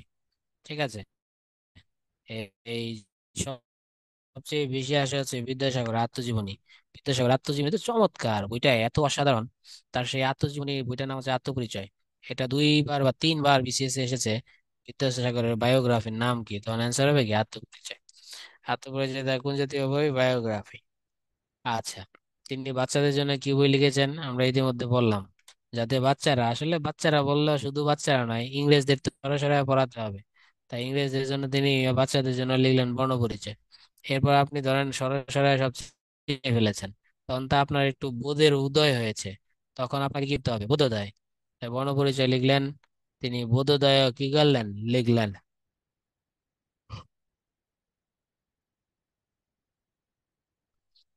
এরপর তিনি গ্রামার লিখলেন, কি গ্রামার লিখলেন, শব্দ মঞ্জুরি। আবার তিনি গ্রামার লিখলেন আখ্যান মঞ্জুরি। এইভাবে তিনি আস্তে আস্তে ধাপে ধাপে বই লিখতে থাকলেন। আর প্রচুর অনুবাদ সাহিত্য দরকার হয়, কারণ টেক্সট লাগবে। তো এখনো তো আমরা দেখি গল্প উপন্যাস কত কিছু পড়ি বাংলায়। তখন তিনি প্রথম দিকে তো আর সাহিত্য থেকে আসতো না, তখন তিনি অনুবাদ করা শুরু করলেন। অভিজ্ঞান শকুন্তলা অনুবাদ করে নাম দিলেন কি, Shakuntala. Shakuntala. Comedy of errors William শেক্সপিয়ারের বইটা অনুবাদ করে তিনি নাম দিলেন কি, ভ্রান্তি বিলাস। তারপর তিনি বৈতাল পঁচাশি, ওই বইটাকে অনুবাদ করে তিনি নাম দিলেন বেতাল পঞ্চবিংশতি। বেতাল মানে বেতাল, আর পঞ্চবিংশতি মানে হচ্ছে 25। এটা অবশ্য তার প্রথম অনুবাদ গ্রন্থ, এই কথাটা আমাদের আগে লিখলে ভালোই তো। 1847 সালে এটি তার প্রথম প্রথম অনুবাদ গ্রন্থই কিন্তু বেতাল পঞ্চবিংশতি। এরপর রামায়ণটাকে অনুবাদ করলেন তিনি। রামায়ণটাকে অনুবাদ করে, রামায়ণের 7টা খণ্ড তো সব অনুবাদ করেন নাই, 7 নম্বর খণ্ডটা অনুবাদ করে তিনি নাম দিলেন কি, সীতার বনবাস। আবার ফেবলস, ফেবলস তো ইংলিশে আছে ফেবলস, ইসপের ফেবলস। ফেবলস কে অনুবাদ করে তিনি নাম দিলেন কি, কথামালা। এই হচ্ছে তার অনুবাদ গ্রন্থ, শিশুতোষ গ্রন্থ, এর মৌলিক গ্রন্থ। তিনি একবার ছ্যাঁকা খেলেন, কষ্ট পেলেন। তার একটা বন্ধু ছিল ঈশ্বরচন্দ্রের, কিন্তু ছেলে ছিল গুপ্তি, বিদ্যাসাগর, কিন্তু মেয়ে ছিল না। তার বন্ধুর মেয়ের নাম ছিল প্রভাবতী। এই প্রভাবতীকে তিনি আপন মেয়ের মতো ভালোবাসতেন। এই প্রভাবতী যখন অল্প বয়সে মারা গেছে, তখন তিনি কষ্ট পেলেন। এই কষ্ট পেয়ে তিনি লিখলেন তার প্রথম মৌলিক রচনার নাম কি, প্রভাবতী সম্ভাষণ। তার প্রথম মৌলিক তো, হ্যাঁ শাহ আলম, থ্যাংক ইউ ভাইয়া, ধন্যবাদ তোমাকে। আচ্ছা, এখানে একটু সংশোধন করছি, শব্দটা হচ্ছে আত্মচরিত, আত্মপরিচয় না, আত্মচরিত, দুঃখিত, আত্মচরিত, বিদ্যাসাগরের বই। তাহলে এইভাবে প্রশ্ন আসে, বর্ণপরিচয় কোন ধরনের সাহিত্য, শিশুতোষ রচনা। কোন ধরনের সাহিত্য, বোধোদয়, শিশুতোষ রচনা। শব্দমঞ্জুরি, আখ্যান মঞ্জুরি কোন ধরনের সাহিত্য, শিশুদের ব্যাকরণ। শকুন্তলা কোন ধরনের সাহিত্য, অনুবাদ। ভ্রান্তিবিলাস কোন ধরনের সাহিত্য, অনুবাদ। বেতাল পঞ্চবিংশতি কোন ধরনের সাহিত্য, অনুবাদ। সীতার বনবাস কোন ধরনের সাহিত্য, অনুবাদ। কথামালা কোন ধরনের সাহিত্য, অনুবাদ। তার প্রথম মৌলিক গ্রন্থের নাম কি, প্রভাবতী সম্ভাষণ। প্রভাবতী মারা যাওয়ার কারণে লিখেছে তো, তাই এটা হচ্ছে ট্রাজেডি। কোন জাতীয়, কোন রস, ট্রাজেডি। ঠিক আছে। তারপর তিনি দু একটা কমেডিও লিখছে, অতি অল্প হইল। অতি অল্প হইল তার একটা কমেডি। এই কমেডি যখন জনপ্রিয় হইলো, তখন তিনি আবার লিখলেন অতি অল্প হইল টু। এবারের বইয়ের নাম হচ্ছে আবার অতি অল্প হইল। আবার অতি অল্প হইল, তিনি এই নামে আবার কি লিখলেন, বই লিখলেন। তার একটা বই আছে, সেটা হচ্ছে রত্ন পরীক্ষা। এইভাবে আর কি, এগুলো তার মৌলিক বই। এর মধ্যে প্রভাবতী সম্ভাষণটা একটু বেশি পড়তে হবে। প্রভাবতী সম্ভাষণ প্রথম মৌলিক কোনটি, প্রভাবতী সম্ভাষণ। প্রথম অনুবাদ কোনটি, বেতাল পঞ্চবিংশতি। কত সাল, 1847 সাল। প্রথম বিরাম চিহ্ন কোথায়, বেতাল পঞ্চবিংশতিতে। ঠিক আছে। আর শিশুদের জন্য প্রথম বই বর্ণপরিচয়, এটা ক্লাসিক। যেমন ক্লাসিক মানে কি, শত শত বছর যে বইটা চলে। আমরাও ছোটবেলা সরাসরি পড়েছি, আপনাদের বাচ্চা কাচ্চারাও সরাসরি পড়বে, দাদারাও পড়েছে। তাই এই বইটা হচ্ছে বর্ণপরিচয় বা ক্লাসিক মর্যাদা লাভ করেছে। তার আত্মজীবনী কোনটি, আত্মচরিত। এই কয়টা বই আছে, বেশি আছে। অতি অল্প হইলো, এটার ওই কোনটি, আবার অতি অল্প হইলো, এভাবে আর কি। আবার এখান থেকে আসে শকুন্তলা, তিনি কোথা থেকে অনুবাদ করেছেন, অভিজ্ঞান শকুন্তলম, কালিদাসের অভিজ্ঞান শকুন্তলম। ভ্রান্তিবিলাস শেক্সপিয়ারের কমেডি অফ এরর্স থেকে। বেতাল পঞ্চবিংশতি, লাল্লুজি একজন হিন্দি কবি আছে, লাল্লুজি, লাল্লুজির বৈতাল পঁচাশি। বৈতাল পঁচাশি অনুবাদ করে তিনি লিখেছেন কি, বেতাল পঞ্চবিংশতি। সীতার বনবাস কোনটা অনুবাদ করেছেন, রামায়ণ। রামায়ণের কয় নাম্বার খণ্ড, 7 নম্বর খণ্ড অনুবাদ করে নাম দিয়েছেন তিনি সীতার বনবাস। আর ফেবলস এর কথামালা। এইভাবেই মূলত হচ্ছে তার গ্রন্থসমূহ আসে। হ্যাঁ, যেটা তার আত্মচরিত বই, ওটারই অপর নাম জীবন চরিত। ঠিক আছে। ওটার জীবন চরিত নয়, ওটার অপর নাম বিদ্যাসাগর চরিত। বিদ্যাসাগর চরিত, এটার দুইটা নাম। এক আত্মচরিত আর দুই হচ্ছে বিদ্যাসাগর চরিত, তবে বিসিএস এ এই নামে এসেছে। হ্যাঁ, বিসিএস এ এসেছে আত্মচরিত বইটিকার বিদ্যাসাগর। আচ্ছা, তার মৌলিক বই আমরা বললাম রত্ন পরীক্ষা, অতি অল্প হইলো, আবার অতি অল্প হইলো। আর তিনি একটা সংগ্রাম করেছেন। ঈশ্বরচন্দ্র বিদ্যাসাগর সম্পর্কে আরেকটা প্রশ্ন আসে। বিদ্যাসাগর এই যে এত বই লিখলো, বাচ্চাদের জন্য বই, শিশুদের জন্য বই, বড়দের জন্য বই, এরপর বড়দের জন্য ব্যাকরণ লিখেছে সংবাদ কৌমুদী। আবার সে সমাজ সংস্কারের জন্য সারা জীবন সে ব্যয় করেছে। সেই সমাজ সংস্কারের জন্য আপনারা জানেন তিনি বিধবাদের বিবাহ দেওয়ার চেষ্টা করেছেন। কেন বিধবাদের বিবাহ দেওয়ার কথা বলেছেন? কিছু বিধবা কিছু বিধবা অন্তঃসত্ত্বা হয়ে গিয়েছিল। মানুষ তখন বলতেছিল এই যে বিধবা অন্তঃসত্ত্বা হইল, রামমোহনকে গালিগালাজ করতেছিল। তখন বিদ্যাসাগর দেখলেন রামমোহন ভালো কাজ করে গালি খাচ্ছে, তাই রামমোহনকে গালিগালাজ থেকে উদ্ধার করতে হবে, আর বিধবাদের বিবাহ দিতে হবে, না হয় সমাজে ব্যভিচার বেশি ঘটবে। তখন তিনি বিধবাদের বিবাহের জন্য আন্দোলন শুরু করেন। 1800 কত সালে, 56 সালে বিধবা বিবাহ পাশ হয়। আর বিধবা বিবাহ আইনটা পাশ করার ক্ষমতা কিন্তু বিদ্যাসাগরের নাই। পাশ করেছেন যিনি, তার নাম হচ্ছে লর্ড ডাইল। লর্ড ডাইলও সেটা পাশ করেছেন। কিন্তু 1856-তে পাশ হইলো। 1870 সালে তার ছেলে প্রথম বিয়ে করছে নারায়ণচন্দ্রকে, তিনি বিধবার সাথে বিবাহ দেন। এর আগে কেউ বিয়ে করতে যায় নাই। এর মধ্যে আমরা পড়েছি না, মদন মোহন তর্কা অলঙ্কার পাতি সব করে রব রাত্রি পোহাইলো। এই মদনা এই বিদ্যাসাগরের রিকোয়েস্টে বিয়ে করতে গেছিল, মদনারে মানুষে পিটাইছে তখন। কিন্তু সমাজ এই বিধবা বিবাহ মানতে পারে নাই, তখন মদনারে পিটাইছে পর্যন্ত। এবার একটা প্রশ্ন আছে, বিদ্যাসাগর যে এত সাহিত্য লিখেছে, সমাজ সংস্কারও করেছে, প্রথমত বিদ্যাসাগর কোনটা, এক না দুই বলেন? এক না দুই?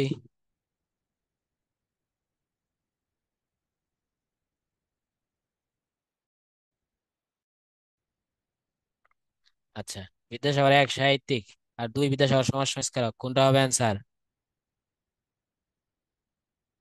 হম, তাহলে অ্যান্সার হবে দুই। দুই, দুই হবে অ্যান্সার।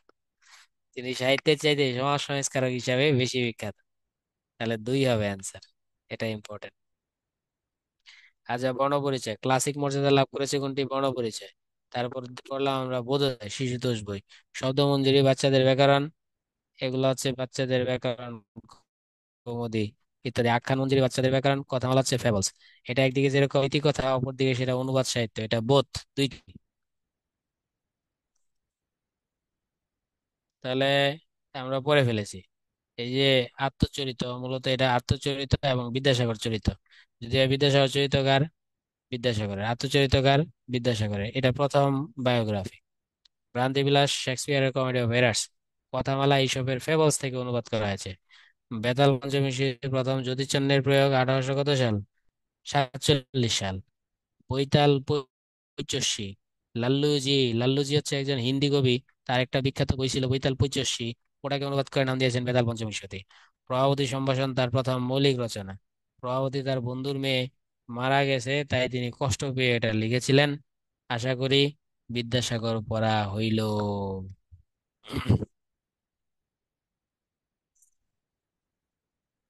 আচ্ছা, বিদ্যাসাগর, শাহ আলম ভাই, কি যেন, শাহ আহসান ভাই, বিদ্যাসাগর যে সমাজ সংস্কারক হয়, রামমোহনের সমাজ সংস্কারক হতে কোনো বাধা আছে? তো বিদ্যাসাগর সমাজ সংস্কারক হইলে আপনার সমাজ সংস্কারক হইতে কোনো বাধা আছে? হ্যাঁ, হাসান ভাই? না, তাহলে তো আর সমস্যা নাই। ওকে, ওকে। এরপর দেখি আমরা রামনারায়ণ তর্করত্ন। রামনারায়ণ তর্করত্নের খুব বেশি পড়ার দরকার নাই। এই কুলিন কুল সর্বস্ব কে লেখেন? রামনারায়ণ তর্করত্ন। এই কুলিন কুল সর্বস্ব, এটার প্রধান বিষয়বস্তু কি? তাহলে এটার প্রধান বিষয়বস্তু হচ্ছে এই কুলীন ব্রাহ্মণরা, ওই যে 100 বিয়ে করতে পারতো, মনে করেন আপনি একজন ব্রাহ্মণ, বিয়ে করেছেন শতাধিক, আপনি যখন মারা যাবেন বিধবা হবে কি শতাধিক। এইসব নিয়ে রচিত, ঠিক আছে? এসব নিয়ে রচিত কুলীন কুল সর্বস্ব, এটা পড়েন। বেনি সংহারটা পড়েন, আর কিছু পড়ার দরকার নাই। রামনারায়ণ তর্করত্ন। এবার আসি মাইকেল মধুসূদন দত্ত। হ্যাঁ, মাইকেল মাইকেল মধুসূদন দত্ত। এখানে যাই থাকুক, আমি সংক্ষেপে বলে দিচ্ছি। মাইকেল সম্পর্কে আমরা কিছু ভুলও জানি, আগে ভুলটাই কারেক্ট করে দিই। মাইকেলের জন্মটা আমরা শুরু করি, জন্ম হয়েছে কিন্তু যশোরে। মাইকেলের বাবা ছিল উকিল, তাই উকিল ছিল রাজনারায়ণ দত্ত, মাইকেল মধুসূদন দত্ত, আর উকিল হচ্ছে রাজনারায়ণ দত্ত। তার পিতা ফাদার, পিতা, দাদা ফাদার। দেখি এত কল দেখে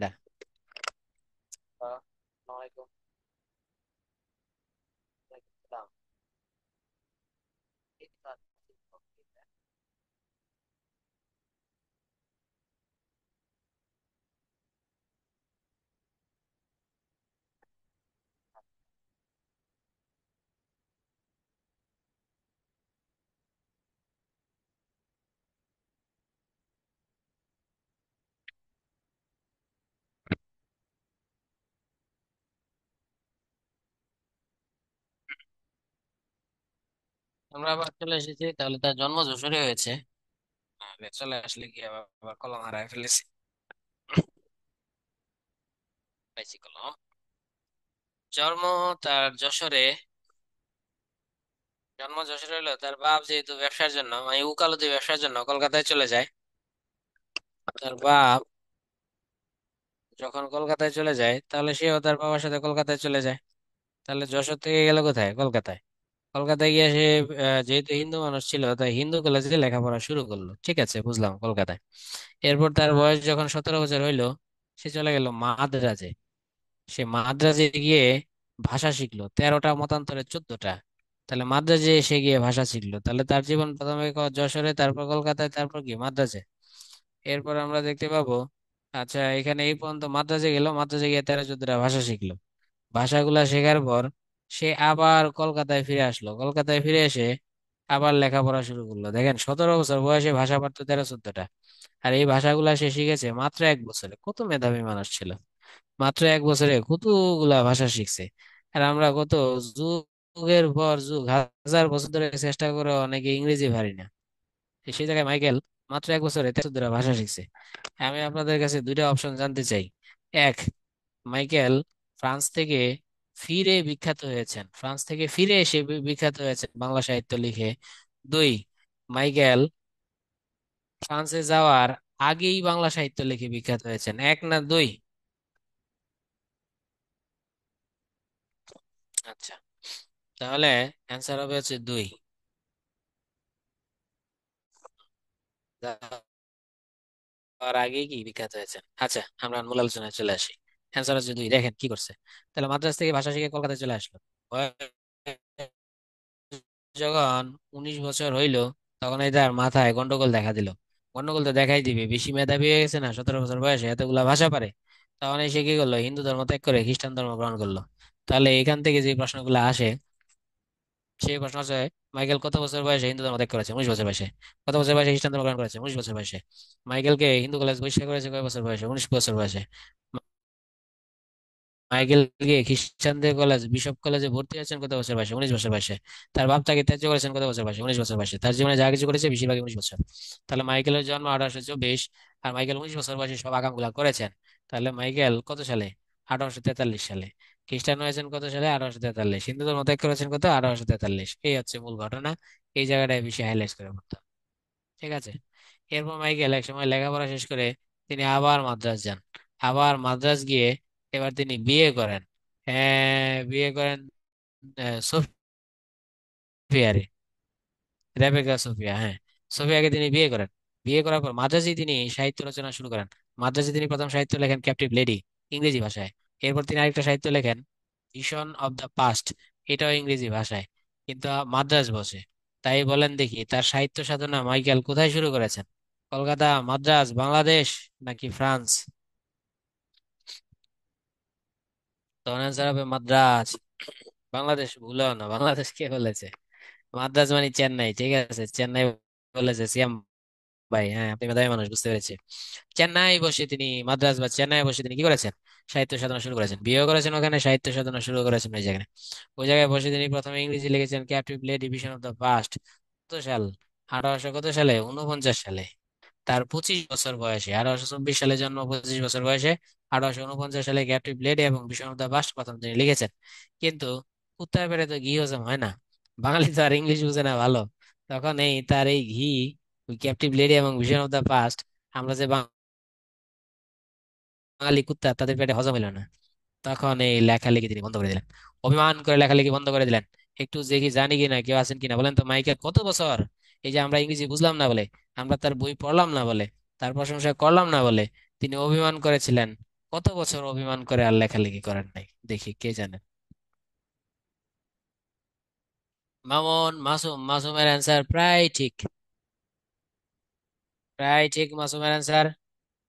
আচ্ছা, একদম রুকনুজ্জামান কারেক্ট অ্যান্সার দিয়েছেন, 10 বছর তিনি অভিমান করেছেন।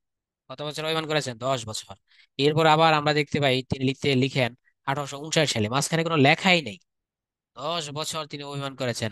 এরপর তিনি লিখেছেন কি, শর্মিষ্ঠা। তাই শর্মিষ্ঠা কত সাল? 1859 সাল। তাহলে মাইকেল সম্পর্কে আমরা টুকটাক এই আইটেম গুলা পড়লাম।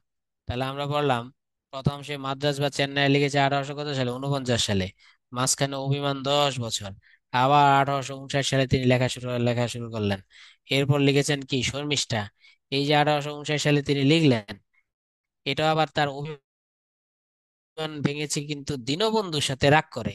দীনবন্ধু যখন নীল দর্পণ লিখে ফেলছে, তখন মাইকেল বলে, কি ব্যাপার, আমি ছাড়া কেউ নাটক লিখতে পারে বাংলা সাহিত্যে? তখন দীনবন্ধুকে চ্যালেঞ্জ করে তিনি শর্মিষ্ঠা লিখেছেন 1859 সালে। নাহলে কিন্তু আমরা মাইকেলটা পাইতাম না। দীনবন্ধু নীল দর্পণ না লিখলে মাইকেল হয়তো বা অভিমান করে বসেই থাকতেন। মাইকেলের জীবনে সবচেয়ে গুরুত্বপূর্ণ সাল 1860। মাইকেলের জীবনে সবচেয়ে গুরুত্বপূর্ণ সাল 1861। তাহলে সবচেয়ে গুরুত্বপূর্ণ 1861। মাইকেল ফেমাস হয়েছেন 1860 সালে। কিভাবে ফেমাস হয়েছেন দেখেন। এই সময় তিনি তার দুইটা প্রহসন লিখেছেন, একে কি বলে, সভ্যতা ও পুরুষালিকা কারণ। এই সময় তিনি তার বিখ্যাত কাব্যগ্রন্থ তিলোত্তমা সম্ভব কাব্য লিখেছেন। এই সময় তিনি তার নাটক লিখেছেন, পদ্মাবতী নাটক। তাহলে মাইকেল অসমাপ্ত আত্মই কি যেন, ধরো, এক হচ্ছে পুরুষালিকার ঘাড়ালো, বিয়ে পাগলা বুড়ো, দুটাই লিখেছেন 1860। তিলোত্তমা সম্ভব কাব্য, সেটাও 1860। পদ্মাবতী নাটক, সেটাও 1860।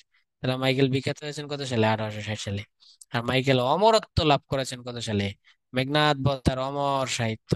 তাহলে অমরত্ব লাভ করেছেন তিনি 1861 সালে।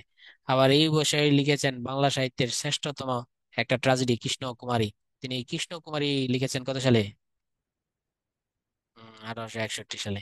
তাহলে তার বিখ্যাত ট্রাজেডি গুলো, মেঘনাদ বধ একটা ট্রাজেডি, কৃষ্ণকুমারী একটা ট্রাজেডি, ট্রাজেডি গুলো 1861 সালে তিনি অমরত্ব লাভ করেছেন। তাহলে ওভারঅল দেখবেন তার লেখার বয়স কিন্তু খুব কম। তিনি লিখেছেন 1859, তিনি লিখেছেন 1860, তিনি লিখেছেন 1861। আর 62তে একটা আছে, 62তে সম্ভবত বীরাঙ্গনা কাব্য। মূলত তার মূল লেখা 59, 60, 61। আরো যদি আমি আপনাকে সামারি করে দিই, তার মূল লেখা 60 আর 61, 2 বছর। ক্লিয়ার? 1 বছরে পারে ভাই, যারা পারে সব পারে, এই জন্য তো তারা মাইকেল, আর এই জন্য আমি দুলাল। পার্থক্য তো ভাই এখানে। এরপর দেখেন 1860 সালে সে বিখ্যাত হয়েছেন। 1861 সালে তিনি বিখ্যাত হয়েছেন না অমরত্ব লাভ করেছেন, বলেন কোনটা? বাংলা সাহিত্যে তিনি অমরত্ব লাভ করেছেন 1861 সালে মেঘনাদ বধ লেখার মাধ্যমে। এরপর আমরা দেখতে পাই 1862 শেষ দিকে তিনি চলে যান কোথায়? ইংল্যান্ডে চলে যান। এরপর তিনি ইংল্যান্ডে যান, খেয়াল করে দেখেন। ইংল্যান্ডে গিয়ে ব্যারিস্টারি পড়েন। ব্যারিস্টারি পড়তে পড়তে আর এক সময় টাকা শেষ হয়ে যায়। ইংল্যান্ড থেকে তিনি চলে যান কোথায়? ফ্রান্সে। ফ্রান্সে তিনি প্রথমে থাকেন কিন্তু ফ্রান্সের প্যারিসে। প্যারিসে তার টাকার সংকট এত বেশি দেখা দেয়, পরবর্তী সে প্যারিস ছেড়ে সস্তা নগরী, সস্তা সিটি ভার্সাই নগরীতে গিয়ে বসবাস করেন। সেখানে গিয়ে তিনি খাবার পান না, তার পেটে খাবার নাই, হাতে টাকা নাই, এক ক্রাইসিস। ঘর ভাড়া দিতে পারেন না, মালিক মামলা করেছে। তখন বিদ্যাসাগর তার জন্য কি পাঠায়? টাকা। তখন তার জন্য কালী প্রসন্ন তার জন্য পাঠায় টাকা। এই বিদ্যাসাগর আর কালী প্রসন্নের টাকায় তিনি দেশে ফিরে আসেন। তবে দেশে ফিরে আসার আগে এই যে ফ্রান্সে গেলেন, বাংলা সাহিত্য ছেড়ে দিলেন, লেখালেখি। মাইকেল তো ভেবেছিল, আমি কি লিখেছি, মেঘনাদ বধ, তিলোত্তমা সম্ভব, প্রহসন, কৃষ্ণকুমারী, এই লেভেলের সাহিত্যিক বাংলা সাহিত্যে আর কখনো আসবে না। মাইকেল কল্পনা ভাবে নাই যে রবি ঠাকুর বা নজরুল জন্ম হবেন। সুতরাং বাংলা সাহিত্যে আমার আর কিছু লিখে নাই, বাকি নাই, তাই আমি ইংরেজি সাহিত্যকে ঋণী করে দেবো। তাই ফ্রান্সে গিয়ে ইংরেজি সাহিত্য লেখালেখির চিন্তা ভাবনা করছিলেন। কিন্তু গিয়া দেখলেন যে খাবার নাই, টাকা নাই, বাড়ি ভাড়া নাই। এরপরে এমন অভাবে পড়েছেন, তখন তার মধ্যে সূচনা বোধ এসেছে, আমি ভুল করেছি। তখন তিনি ফ্রান্সে বসে 102টা সনেট লিখেছেন। অর্থাৎ ফ্রান্সে বসে তিনি কেবল কি লিখেছেন? সনেট। আর কিচ্ছু লেখেন নাই। সনেট গুলা ফ্রান্সে বসে লিখেছেন। বিদ্যাসাগরের টাকায়, কালীপ্রসন্নের টাকায় দেশে ফিরে এসেছেন। দেশে ফিরে এসেছে সেই সনেট গুলা তিনি পাবলিশ করেছেন। আর তার জীবনের শেষ লেখা মায়াকানন, এটা তার মৃত্যুর পর প্রকাশিত একটি নাটক। আশা করি মাইকেলের জীবনী শেষ হইল। আর কারো কোনো প্রশ্ন কি আছে? বউ কই? বউ সাথে লয়ে গেছে ভাইয়া, বউ বিয়া দুইটা করছে। প্রথমে মাদ্রাসা থাকলে একটা বিয়া করছে রেবেকা সোফিয়া, পরে সেটাকে 8 বছর পর তালাক দিয়ে দিছে। এরপর হ্যান্ডিয়াটা নামে আরো একটা বিয়া করছে। তাই মাইকেল বিয়ে করেছে দুইটা, টু ওয়াইফস। মাইকেলের ওয়াইফ ছিল কয়টা? Two wives. ক্লিয়ার? পারবেন?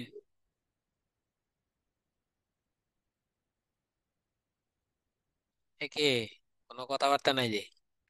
তাহলে এবার বলেন, সাল বলেন, মাইকেল বিখ্যাত হয়েছে কত সালে বলেন তো দেখি।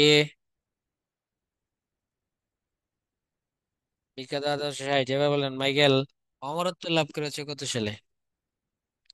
1861। এবার আমি কয়েকটা সাহিত্য বলবো, আপনার সাল বলবেন। বলেন দেখি। বুড়ো কি যেন, হ্যাঁ, তার প্রথম প্রহসন এ কি কি বলে সভ্যতা কত সাল? 1860। তার দ্বিতীয় প্রহসন বুড়ো শালিকের ঘাড়ের কত সাল? বুড়ো শালিকের ঘাড়ের কত সাল? 1861। Thank you. 1860, 1861, হ্যাঁ হয়ে গেছে, হয়ে গেছে, থ্যাংক ইউ। দুইটা 1860, দুঃখিত, 61 না। মেঘনাদ বধ কত সাল বলেন তো? মেঘনাদ বধ কত সাল? 1861। হুম। কৃষ্ণকুমারী কত সাল?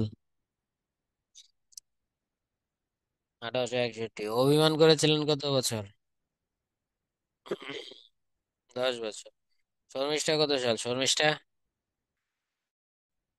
অভিমান ভেঙে তিনি শর্মিষ্ঠা লিখেছেন কত বছর? 1859। গুড। 1859 সাল। ওকে, হয়েছে হয়েছে ভাইয়া, থ্যাংক ইউ, থ্যাংক ইউ।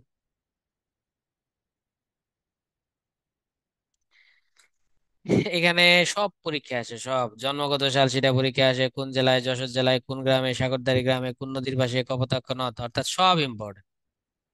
এই চারটা কথাই কি ইম্পর্টেন্ট। বাংলা সাহিত্যের প্রথম বিদ্রোহী কবি, তার বিরুদ্ধে কিন্তু, তার বিদ্রোহ কিন্তু ধর্মের বিরুদ্ধে বিদ্রোহ, হ্যাঁ, ধর্মের বিরুদ্ধে বিদ্রোহ। তিনি ভিলেনকে হিরো বানিয়েছেন, হিরোকে ভিলেন বানিয়েছেন। প্রথম আধুনিকতার কাব্যের জনক, সনেটের জনক তিনি, অমিত চাকর ছন্দের জনক তিনি, প্রহসনের জনক এ কি বলে সভ্যতা। তার প্রথম প্রহসন সার্থক নাটক, আর প্রথম সার্থক নাটক আর শর্মিষ্ঠা।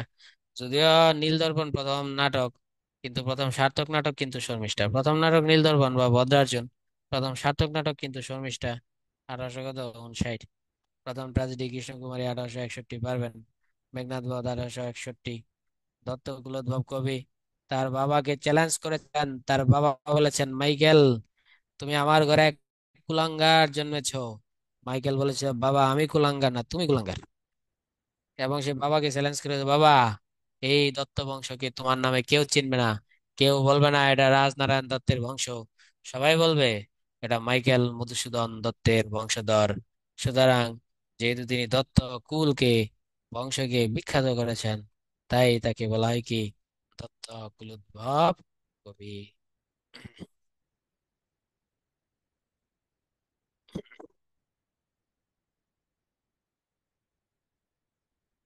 অনেক পড়া, মাইকেলের তো 2 ঘন্টা পড়া লাগে। দুনিয়ার পড়া উত্তরণ দিয়ে রাখে। আবার এটা উত্তরণের বিরুদ্ধে বলছি না, পক্ষেই বলছি, কারণ সে চায় আপনি সব পড়েন, শেষ করেন। স্যারের ভরসায় তো সব থাকবে না। আর যারা অনেক মেধাবী মানুষ তারা স্যারের ভরসায় থাকেও না। স্যার হচ্ছে শুধু একটা গাইড, তাকে রাস্তা দেখায় দেয়। উত্তরণ আপনার ভালো চায়, তাই প্রচুর পড়া দিয়ে রাখে, কিন্তু সেটা আমাদের জন্য প্রেশার। আমাদের সব রস ঝোল বের করে পড়ে স্যারে। 2 ঘন্টায় যে কি পরিমাণ কথা কইতে হয়। যাক, তবু যেহেতু চিন্তা ভালো, স্টুডেন্টের চিন্তা করে সেটাই ভালো। মায়াকরণ, হ্যাঁ, ফুল কমপ্লিট করছে, তবে সেটা মৃত্যুর পর প্রকাশিত হয়েছে, মৃত্যুর পর লিখে নাই ভাইয়া। মৃত্যুর পর প্রকাশ হয়েছে, লিখেছে মৃত্যুর আগেই। আচ্ছা, এখানে সংক্ষেপে বলে দেই 2-4টা। তিলোত্তমা সম্ভব হচ্ছে, তিলোত্তমা একটা স্বর্গের অপ্সরী থাকে, সুন্দরী থাকে, অসাধারণ সুন্দরী। সেই সুন্দরী 2টা ভাই থাকে, সুন্দর আর উপসুন্দর 2 ভাই থাকে। এই সুন্দর সুন্দর থাকে দৈত্য জানোয়ার, এরা পূজা করে ব্রহ্মাকে, ব্রহ্মাকে পূজা করার ফলে এরা অমরত্ব লাভ করে। সুন্দর উপসুন্দর দুই ভাই পূজা করে অমরত্ব লাভ করে। তারপর সুন্দর উপসুন্দর পাতাল গিয়া পাতাল দখল করে ফেলে, দুনিয়া মত্ত দখল করে ফেলে, পরে স্বর্গে গিয়া দেবতাদের পিটায় পুটায় অস্থির করে স্বর্গ দখল করে ফেলে। এখন দেবতারা স্বর্গে থাকে, সেই স্বর্গ দখল করে ফেলছে। এখন দেবতারা সব পালাইছে, দেবরাজ ইন্দ্র, দুই ভাই গিয়ে পিটায় জামা কাপড় ছিঁড়ে লাইছে। তখন ইন্দ্র গিয়ে বিচার দিছে ভগবান বিষ্ণুর কাছে, ভাইয়া ভগবান বিষ্ণুর কাছে, বস কি করব, সুন্দর অত্যাচারে উপসুন্দর অত্যাচারে স্বর্গে আর থাকা যাচ্ছে না, পালায় আপনার কাছে এসেছি। কারণ ভগবান বিষ্ণু তাদেরকে হত্যা করতে পারবে না, কারণ ব্রহ্মা তাদেরকে কিনেছে বর দিয়ে। তখন সবাই টেনশনে পড়া যায় কিভাবে সুন্দর উপসুন্দরের হাত থেকে এই পাতাল পৃথিবী এবং স্বর্গ দেবতাদের রক্ষা করা যায়। তখন সবাই মিলে একটা মিটিং করে, মিটিং করে বিষ্ণু বলে বিশ্বকর্মাকে, বলে হে বিশ্বকর্মা তুমি একটা নারী তৈরি করো। তখন বিশ্বকর্মা একটা নারী তৈরি করে। সেই নারী হচ্ছে এত সুন্দরী, গোলাপ থেকে এক তিল, হাসনা হেনা থেকে এক তিল, রজনীগন্ধা থেকে এক তিল, আলিয়া ভাট থেকে এক তিল, ক্যাটরিনা কাইফ থেকে এক তিল, এই তিল তিল সৌন্দর্য নিয়ে এক তিলোত্তমা নারীকে তৈরি করা হয়। ওই নারী দুই ভাইয়ের মধ্যে পাঠায় দেয়। এরা অমরত্ব লাভ করছে, কিন্তু ব্রহ্মা বলেছিল তোমরা দুই ভাই দুই ভাইকে হত্যা না করলে কেউ তোমাদের করতে পারবে না। দুই ভাইয়ের মধ্যে চলে যায়। সুন্দর বলে তিলোত্তমা আই লাভ ইউ, তিলোত্তমা বলে সুন্দর মিটু মিটু। উপসুন্দর বলে Tilottama I love you, I want to marry you, will you marry me. Tilottama বলে why not, I have just come here to marry you, আমি তো তোমাকে বিয়ে করতে এই পৃথিবীতে এসেছি। তখন এই দুই ভাই তিলোত্তমাকে বিয়ে নিয়ে মারামারি শুরু করে দেয়। এরপর দুই ভাই মারামারি শুরু করে দেয়। সুন্দর বলে আমার বয়স বেশি, আমি সিনিয়র, সুতরাং আমার সিরিয়াল আগে, আমি তিলোত্তমাকে আগে বিয়ে করিব। উপসন্ধ্যা বলে কেউ কেউ পাবে না, তা হবে না তা হবে না। পরে এক ভাই আরেক ভাইকে হত্যা করে ফেলে, সানডে মানডে ক্লোজ করে দেয়। তিলোত্তমার কাজ শেষ হয়ে যায়, তিলোত্তমা স্বর্গে চলে যায়। যেহেতু তিলোত্তমার দ্বারা সম্ভব হয়েছে, তাই এই কাহিনীর নাম হয়েছে কি, তিলোত্তমা সম্ভব। মেয়ের জন্য ভাই হত্যা, হ্যাঁ, মেয়ের জন্য ভাই হত্যা হয়েছে, সব ছিল মেয়ে মানুষের ছলনা। এখান থেকে এসেছে মেয়ে মানুষের ছলনা, না? হম, তারা ঢং ছলনা সব আছে তাদের মধ্যে। আর চতুর্দশপদী কবিতা বলি, এটা বলেন তো দেখি, এই একটা মাত্র 102টি কবিতা, 102টি কবিতা সে কোথায় বসে লিখেছে বলেন? এই 102টি কবিতা সে কোথায় বসে লিখেছে? এই সাহিত্যটাই সে ভার্সাই বা ফ্রান্সে বসে লিখেছে। Thank you. ভার্সাই বা ফ্রান্সে বসে লিখেছে। প্রথম কবিতাটা আপনারা জানেন, সেটা হচ্ছে বঙ্গভাষা। এই বঙ্গভাণ্ডায় তো বিদ্যদন্তা সেবা অবধ আমি অবহেলা করি, প্রদান লোভে মত্ত করে পরদেশে ভিক্ষাবৃত্তি কুক্ষণে আচরে কাটাই নিবদিন সুখ পরিহরি অনিদ্রায় অনাহারে সুপিকায় মন বুঝিল বিফল তবে অবরণ্য বরে কেলেনু শৈবালে ভুলি কমল কানন স্বপ্নে তবে কুললক্ষ্মী কয়ে দিলা পরে, পরে বাছা মাতৃকা সে তোর রতনের রাজি এ ভিখারি দশা তবে তোর কেন আজি জাফিরে অজ্ঞান তুই জাফিরে ঘরে পালিলাম আশুকে পাইলাম কালি মাতৃভাষা রূপকণি পূর্ণ মনি জালে। এটা হচ্ছে প্রথম কবিতা। এটাই পরীক্ষায় আসে। প্রথম কবিতার নাম কি? বঙ্গভাষা। বঙ্গভাষার সাবেক নাম কি ছিল? কবি মাতৃভাষা, এটাও পরীক্ষায় আসে। বঙ্গভাষা প্রথমে যে কবি মাতৃভাষা নাম দিয়েছিল, পরবর্তী সে চেঞ্জ করে নাম দিল বঙ্গভাষা। কবিতা প্রণাত পরীক্ষা আসে। ক্যাপটিভ এরা সাল পড়তে হবে। শর্মিষ্ঠা, পদ্মাবতী, এগুলো একটা কমেডি কমেডি নাটক। বাংলা সাহিত্যের প্রথম কমেডি নাটক হচ্ছে পদ্মাবতী। অনেক পড়ার ছিল, সবের ভিতর ভিতর পড়াতাম, কিন্তু কেমনে পড়াবো ভাইয়া, সময় যে বড় অভাব। কৃষ্ণকুমারীর মধ্যে এক ত্রিভুজ প্রেমের কাহিনী, দুই রাজা, তিন রাজা। এক রাজা হচ্ছে কৃষ্ণের বাবা ভীম সিং, আরেক রাজা রতন সিং, আরেক রাজা হচ্ছে উদয়পুরের রাজা জয়, জয় উদয়পুর, হ্যাঁ জয় সিং মনে হয়, আমার একটু ভুল হইতে পারে, যাই হোক। এই তিন রাজা। আর থাকে ভীম সিং এর কন্যা থাকে হচ্ছে কৃষ্ণ। এই কৃষ্ণকে, কৃষ্ণ এই ভীম সিং এর ক্ষমতা কম থাকে, তাই কৃষ্ণ ভাবে যে এই উদয়পুরের রাজার সাথে বিয়ে দিয়ে জগৎ সিং, জয়পুরের রাজা, জয়পুরের রাজা জগৎ সিং, এই জগৎ সিং এর সাথে বিয়ে দিয়ে সে শক্তিশালী হবে। তো জগতের সাথে বিয়ে ঠিক করে আর কৃষ্ণ, কৃষ্ণ অসাধারণ রূপসী ছিল। কিন্তু জগতের আবার কি ছিল জানেন? জগতের আবার গার্লফ্রেন্ড ছিল, উপপত্নী। উপপত্নী মানে কি, বিয়ে করে নাই কিন্তু পত্নীর মতো ইউজ করে, তাকে বলা হয় উপপত্নী। আমরা সংক্ষেপে উপপত্নী বলি, সমস্যা নেই। এই উপপত্নী যেহেতু এখন জগৎ সিং বিয়ে করে ফেলবে কৃষ্ণকে, তাহলে উপপত্নী তো আর বিছানায় ঠাঁই থাকবে না। তখন উপপত্নী এটা প্যাঁচ লাগায় দেয়। উপপত্নী তার দাসী থাকে মদনীকে, আমরা অত পেঁচালে যাবে না, সহজ কথায় উপপত্নী গুটি করে, গুটি কইরা এদিক দিয়ে রতনের, রতনের কাছে একটা চিঠি পাঠায়। চিঠির মধ্যে লেখা থাকে, প্রিয় রতন, তুমি অত্যন্ত ইয়াং, তোমাকে আমি ভালোবাসি, এটি তোমার কৃষ্ণা। আসলে চিঠি কিন্তু কৃষ্ণা দেয় নাই। রতন তো এই সিটি পায়, আর কৃষ্ণার সিটি পায়, রতন আহ্লাদে আটখানা হয়ে যায়। রতন আবার উল্টা সিটি দেয়, প্রিয় কৃষ্ণা, তোমার সমগ্র ভারতবর্ষ জুড়ে তোমার সুনাম, তোমার ভালোবাসা আমি আকাঙ্ক্ষী, তুমি আমাকে ভালোবেসে আপন করে নাও, ইতি তোমার রতন। এই কিন্তু দুইজনের প্রেম সিটিতে হয়ে যায়, ঠিক আছে। এদিক দিয়া দেখেন বিয়ে ঠিক হয়েছে জগতের সাথে, প্রেম হয়ে গেছে রতনের সাথে, এই তো ঝামেলা সৃষ্টি হয়ে যায়। পরে ভীম সিং এই জগতের সাথে বিয়ে ক্যান্সেল করে দিয়ে রতনের সাথে বিয়ে ঠিক করে। যখন রতনের সাথে বিয়ে ঠিক হয়ে যায় তখন জগৎ বলে, হে ভীম সিং, আমার সাথে বিয়ে দিবেন না, আমি আপনার রাজত্ব ধ্বংস করে দিব। পরে এই জগতের ভয়ে ভীম সিং আবার এই বিয়ে ক্যান্সেল করে জগতের সাথে বিয়ে ঠিক করে। তখন আবার রতন কয়, হে ভীম সিং, আমাকে কি ধুঁচিয়া পাইছেন, আমার প্রেমিকা আরেকজনের সাথে বিয়ে দিবেন। এদিক দিয়ে কৃষ্ণা পরে নাই, তখন রতন বলে, আমার সাথে বিয়ে না দিলে আমি আপনার রাজ্য ধ্বংস করে দিব। তখন কৃষ্ণ পরে যায়, দুটা নাই, যার সাথে বিয়ে দেবো অপর পক্ষ রাজ্য ধ্বংস করে দিবে। কৃষ্ণা গান গায়, বিধি তুমি বলে দাও আমি কার, দুটি মানুষ একটি মনের দাবিদার। এদিক দিয়া এই জয় সিং বলে, জগৎ সিং বলে, আমি পৃথিবীর এই বুকে আগুন জ্বালিয়ে দিব তুমি যদি আমারই না হও। আর রতন সিং বলে, বিশ্বাসঘাতকতা করোনা প্রিয়া, আমি ছাড়া তুমি কারণ। পরে লাস্টে দিয়ে কি করে জানেন, কৃষ্ণা নিজে নিজেকে হত্যা করে। রাজ্য বাঁচানোর জন্য, বাবাকে বাঁচানোর জন্য কৃষ্ণা নিজেই নিজেকে কি করে, হত্যা করে। এই হচ্ছে ঘটনা। এটা কি ট্রাজেডি? হ্যাঁ ট্রাজেডি, শুধু ট্রাজেডি না, এটা ঐতিহাসিক সত্য ঘটনা অবলম্বনে রচিত, এটি ঐতিহাসিক ট্রাজেডি। হ্যাঁ, এটি একটি সত্য ঘটনা অবলম্বনে রচিত, এটি একটি ঐতিহাসিক ট্রাজেডি। আর একে কি বলে সভ্যতা, মদ ঠদ ইত্যাদি সমালোচনা করে রচিত হয়েছে একে কি বলে সভ্যতা। এখানে কালীচরণ থাকে, প্রচন্ড মদ খায়, অন্যের বউ দেখলে সুমা মারে, তাই সে বুঝাইতে যে এটাকে কি সভ্যতা বলে। আর বুলো শারিকের ঘাড়ের হাতে আমরা দেখি বুড়া বয়সে এক হিন্দু জমিদার থাকে, সে রাম রাম রাম রাম ছাড়া কোনো কথাই কয় না। সেই হিন্দু জমিদার এক মুসলিম নারীর প্রতি কুনজর দেয়, ফতেমা নামে এক মুসলিম নারীর প্রতি কুনজর দেয়। কুনজর দেওয়ার পর সেই জমিদারের প্রজা থাকে ফতেমার স্বামী, কুনজর দেয়, কুনজর দেওয়ার পরে এই ফতেমারে নিয়ে যায় আকাম কুকাম করতে, মাইন্ড করেন না কেউ, সময় কম যেহেতু এইভাবে বলছি। ফতেমারে নিয়ে যায়, কোথায় নিয়ে যায় জানেন? মন্দিরে, শিব মন্দিরে। আল্লাহ, শিব ঠাকুর যেই রাগী মানুষ, তার মন্দিরে এই ফতেমারে নিয়ে যায় আকাম কুকাম করার জন্য। তাহলে যেই লোক সারাদিন রাম রাম রাম রাম করে বেড়ায়, সেই লোক আবার মুসলমান মেয়ের সাথে বাজে কাজও করতে চায়, এবং সে শিব মন্দিরের মতো একটা পবিত্র জায়গায় সেই কাজটা করতে চায়। পরবর্তীতে সে ধরা খায়,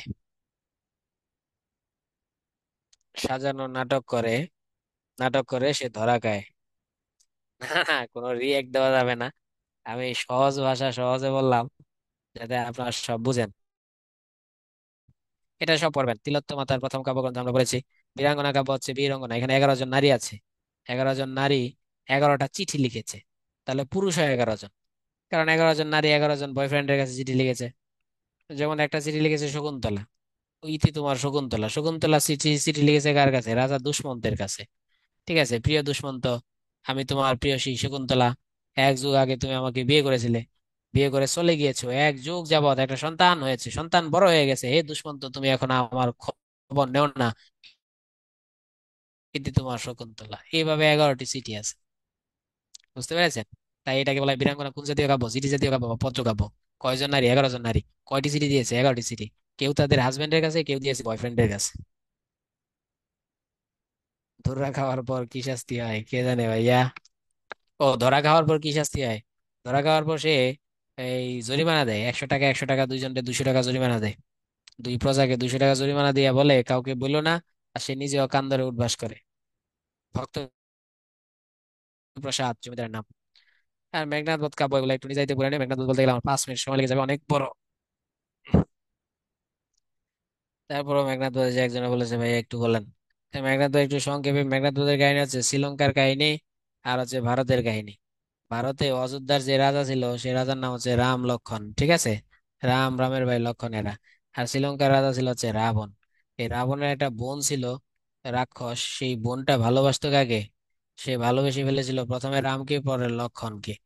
কিন্তু এই শূর্পণখা ভুলক্রমে যেমনি হোক একটা ঘটনার পরিপ্রেক্ষিতে রামের স্ত্রী সীতার নিন্দা করে, তখন লক্ষণ একটা ছুরি মারে শূর্পণখাকে, শূর্পণখার নাক কেটে যায়।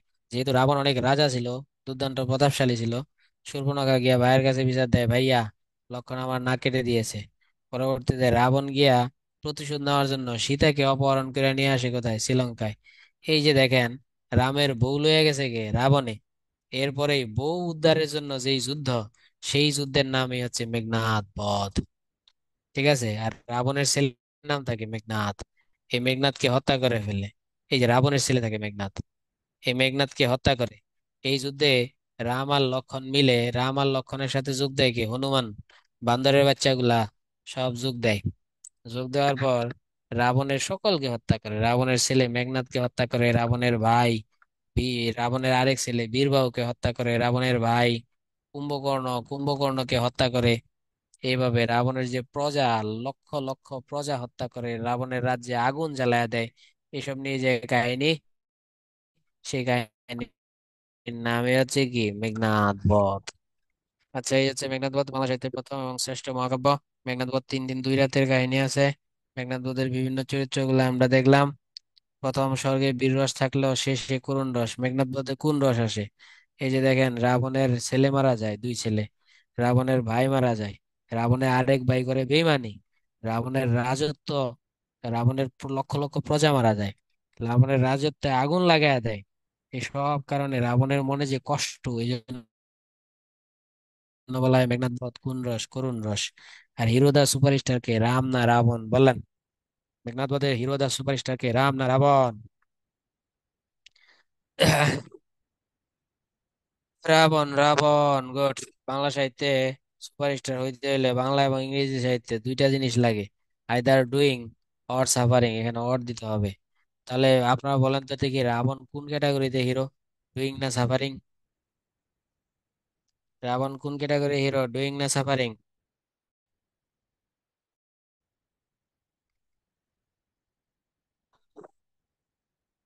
Suffering, suffering, thank you. সে সবচেয়ে বেশি কষ্ট করেছে, তাই সে হিরো হয়েছে, সে ট্রাজিক হিরো।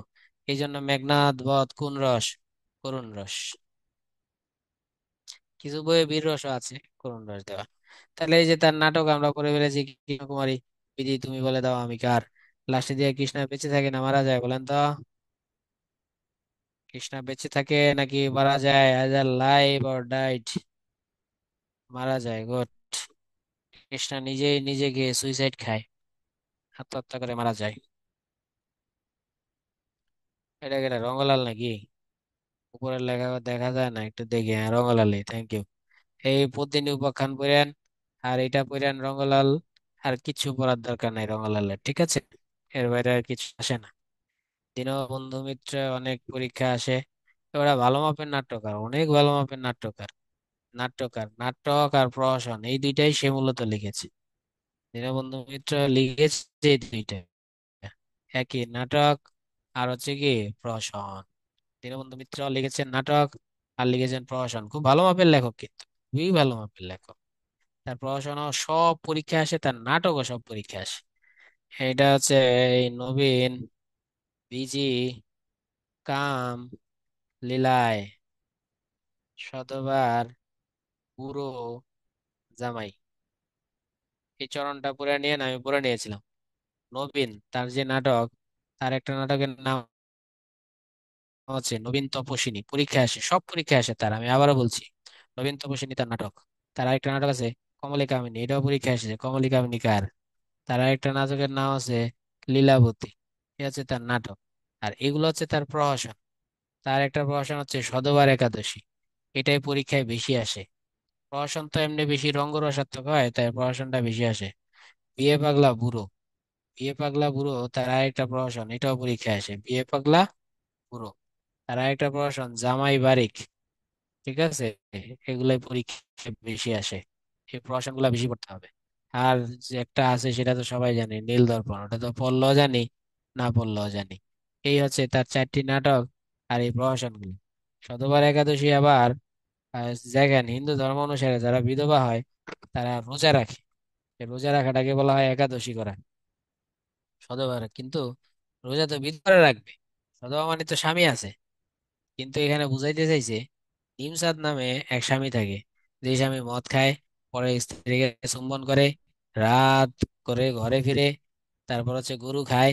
স্ত্রী তার উপর বিরক্ত, স্ত্রী থাকতো, স্ত্রীর প্রতি কোনো একটা টান নাই, পরনারী আসক্ত। তাই বুঝাইতে চাইছে যাদের স্বামী নিমসাদের মতো, ওই সমস্ত নারীর বিধবা না হইলেও সে বিধবা, ওই সমস্ত নারীর বিধবার মতো অথবা হওয়া সত্ত্বেও বিধবার মতো একাদশী পালন করা উচিত। তাই পরীক্ষায় আসে নিমসাদ কোন প্রহসনের হিরো? তাহলে অ্যান্সার হবে শতবার একাদশী। বুঝা গেছে? ইজিতে কিছু নাই ভাই। ডিপ মিনিং, হ্যাঁ হ্যাঁ। এরকম স্বামী যদি থাকে তাহলে আর আপনার বিধবা হওয়া লাগবে না, সধবা হওয়া সত্ত্বেও একাদশী করতে পারবেন। আর এখানে বিয়ে পাগলা বুড়ো, এক বুড়ো বয়সে এক বেটা বিয়ে করতে চায়। মেয়ের বিয়ের আয়োজন করা হয়েছে, আপন মেয়ের অপর দিক দিয়ে বাপেও বিয়ে করতে চায়। তখন মেয়ে কি করে, বন্ধু বান্ধবরে নিয়ে আইসা বাপের বিয়ে করায়। বিয়ার দিন এক ছেলে পাঠায় দেয় রুমের মধ্যে। এরপর বিয়ে পাগলা বুড়ো ছেলে দেখে আও মাও করে চিৎকার দিয়ে বের হয়ে যায় বাসর ঘর থেকে। এরপর সে কানে ধরে, আমি জীবন আর কি করব না, এ করব না। তাহলে আমরা মোটামুটি তার বললাম, তার নীল দর্পণ নবীন তপস্বিনী শতবার একাদশী, তার কমলে কামিনী লীলাবতী, তার বিয়ে পাগলা বুড়ো জামাই বারিক। আর কেউ যদি পারেন, একটা সিনেমা আছে জমালয়া জীবন্ত মানুষ, দেখলে অনেক মজা পাইবেন, সিনেমাটা দেখেন। উনি অনেক ভালো মাপের সাহিত্যিক, আমি কিন্তু তাকে 5 স্টার দিয়ে দিলাম। অনেকে তাকে অযত্নে অবহেলায় পড়াশোনা করে। আর নীল দর্পণের কাহিনী পরীক্ষায় আসে, নীল দর্পণের কাহিনী কোন জায়গায় সেটা একটু বলে দেই। নীল দর্পণের কাহিনী হচ্ছে মেহেরপুর অঞ্চলে, মেহেরপুর যশোর কুষ্টিয়া যেটা থাকে অপশনে, কারণ আগে তো আর মেহেরপুর মেহেরপুর ছিল না। কাহিনী আসতে পারে, মেহেরপুরের কাহিনী আসতে পারে, কুষ্টিয়া কাহিনী আসতে পারে। ওই অঞ্চলের কাহিনী একটা ইয়েই থাকে, জমিদার থাকে, সেই জমিদারের দুই পুত্র থাকে। সেই পুত্রের নাম হচ্ছে, জমিদারের নাম গোলক বসু। এটা বাস্তব কাহিনী কিন্তু। এই গোলক বসুর দুই পুত্র থাকে, একটার নাম হচ্ছে বিন্দু মাধব, আর একটা হচ্ছে নবীন মাধব। এই দুই পুত্র থাকে। এই জমিদারকে গোলক বসুকে নীলকররা জেলে ধরে নিয়ে যায়, গোলক বসু মারা যায়। নবীন বসুকে তারা পিটায় হত্যা করে। বিন্দু মাধব মারা যায়, বিন্দুর স্ত্রীও মারা যায়, প্রচুর মারা যায় এই নাটকটার মধ্যে। বেশি মৃত্যুর কারণে ওটা ব্যর্থ হয়েছে। এটা পড়েন, আর কিছু বলবো না। এটা হচ্ছে প্রথম আত্মজীবনী, মহিলাদের রচিত প্রথম আত্মজীবনী, রূপজালাল। আর এটা লিখেছে নওয়াব ফয়জুল নেসা। মহিলাদের রচিত প্রথম আত্মজীবনী। আর পুরুষদের মধ্যে রচিত প্রথম আত্মজীবনী কে রচনা করেছেন বলেন তো, অপশন দিবা? রবীন্দ্রনাথ না বিদ্যাসাগর? পুরুষদের মধ্যে আত্মজীবনী কে প্রথম রচনা করেছেন?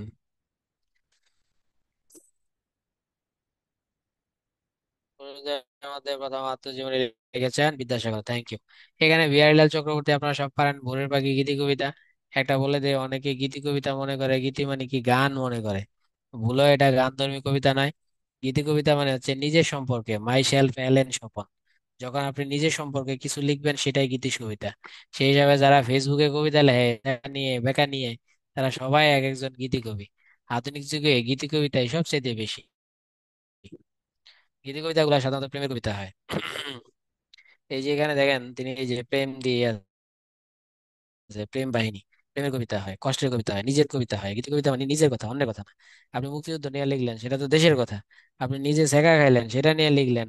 অঞ্জনা অঞ্জনা গান গাইলেন, ওপিয়া ওপিয়া তুমি কোথায় গান গাইলেন, এগুলো সব গীতি কবিতা বা গীতি গান।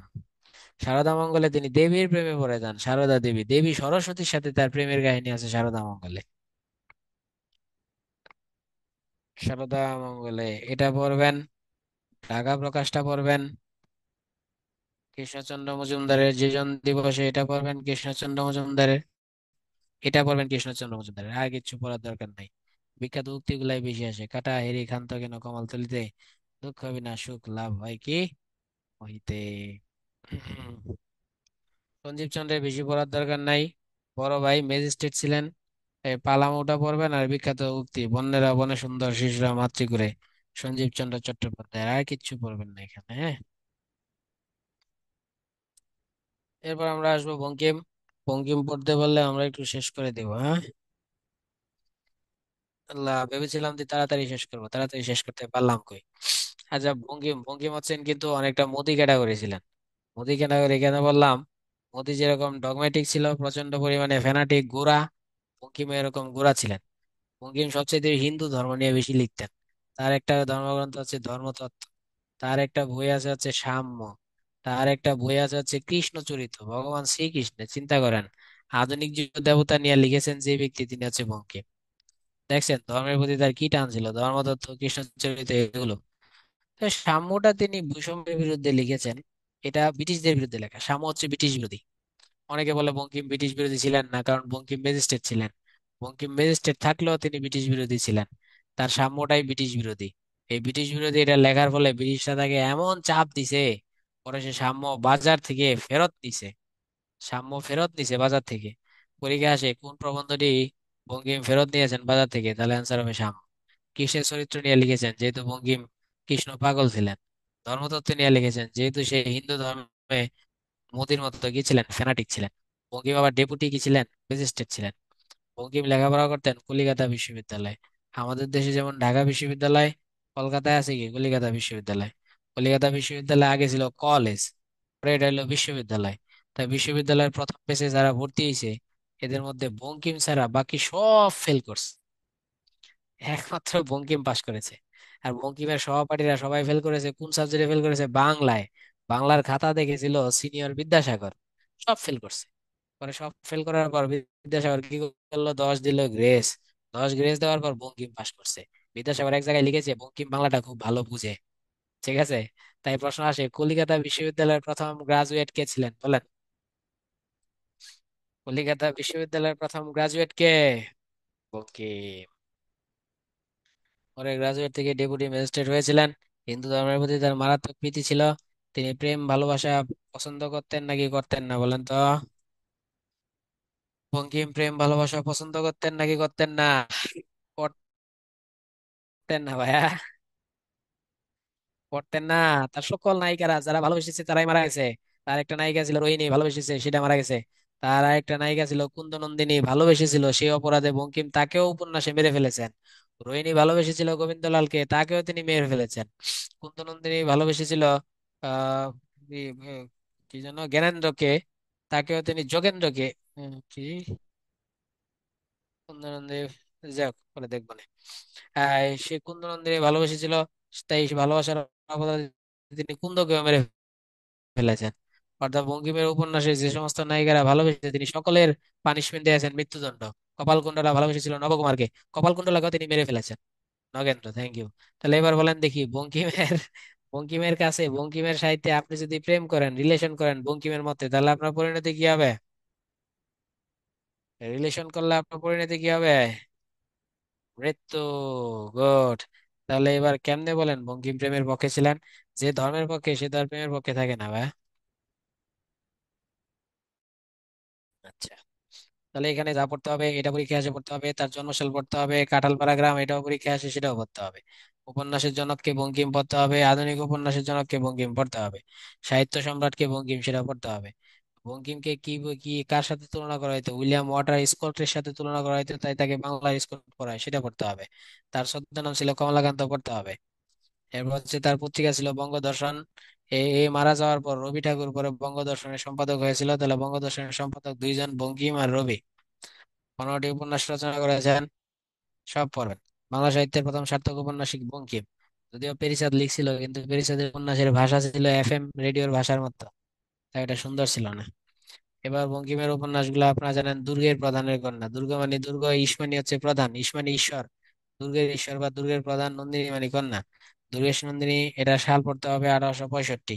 কপালকুণ্ডলা 1866, এই দুইটা সাল পড়তে হবে, ঠিক আছে। দুইটাই রোমান্টিক মনে হয়, কিন্তু রোমান্টিক নয়। দুর্গেশ নন্দিনীর মধ্যে রোমান্স ধর্মী বলতে হবে, রোমান্স মূলক বাট নট রোমান্টিক। রোমান্টিক মানে প্রেম প্রীতি কইরা সুখে শান্তিতে আছে, বা প্রেম প্রীতিকে সাপোর্ট করা। আর রোমান্স ধর্মী মানে হচ্ছে রোমান্সের সুরসুরি আছে কিন্তু ফলাফল খারাপ। রোমান্সের সুরসুরি আছে কিন্তু ফলাফল ভালো না, এটা হইলে রোমান্স ধর্মী। তাহলে তার সকল উপন্যাসে রোমান্স ধর্মী, কারণ ফলাফল ভালো না। কপালকুণ্ডলা নবকুমারকে ভালোবাসিয়া মারা যায়। নবকুমার কপালকুণ্ডলাকে ভুল বুঝে, এই জন্য দায়ী নবকুমারের প্রথম স্ত্রী থাকে। সেই প্রথম স্ত্রী ভুল বুঝায়, চক্রান্ত করে। চন্দ্রশেখর, মৃণালিনী, এগুলো সব পড়েন, হ্যাঁ। সব হচ্ছে রোমান্স ধর্মী। তার সামাজিক কৃষ্ণকান্তের উইল, এটা রোহিণী একটা বিধবা চরিত্র থাকে, প্রশ্ন আসে বিধবা। এই বিধবা গোবিন্দলালকে ভালোবাসে, গোবিন্দলালের ভাইকেও একসময় ভালোবাসে।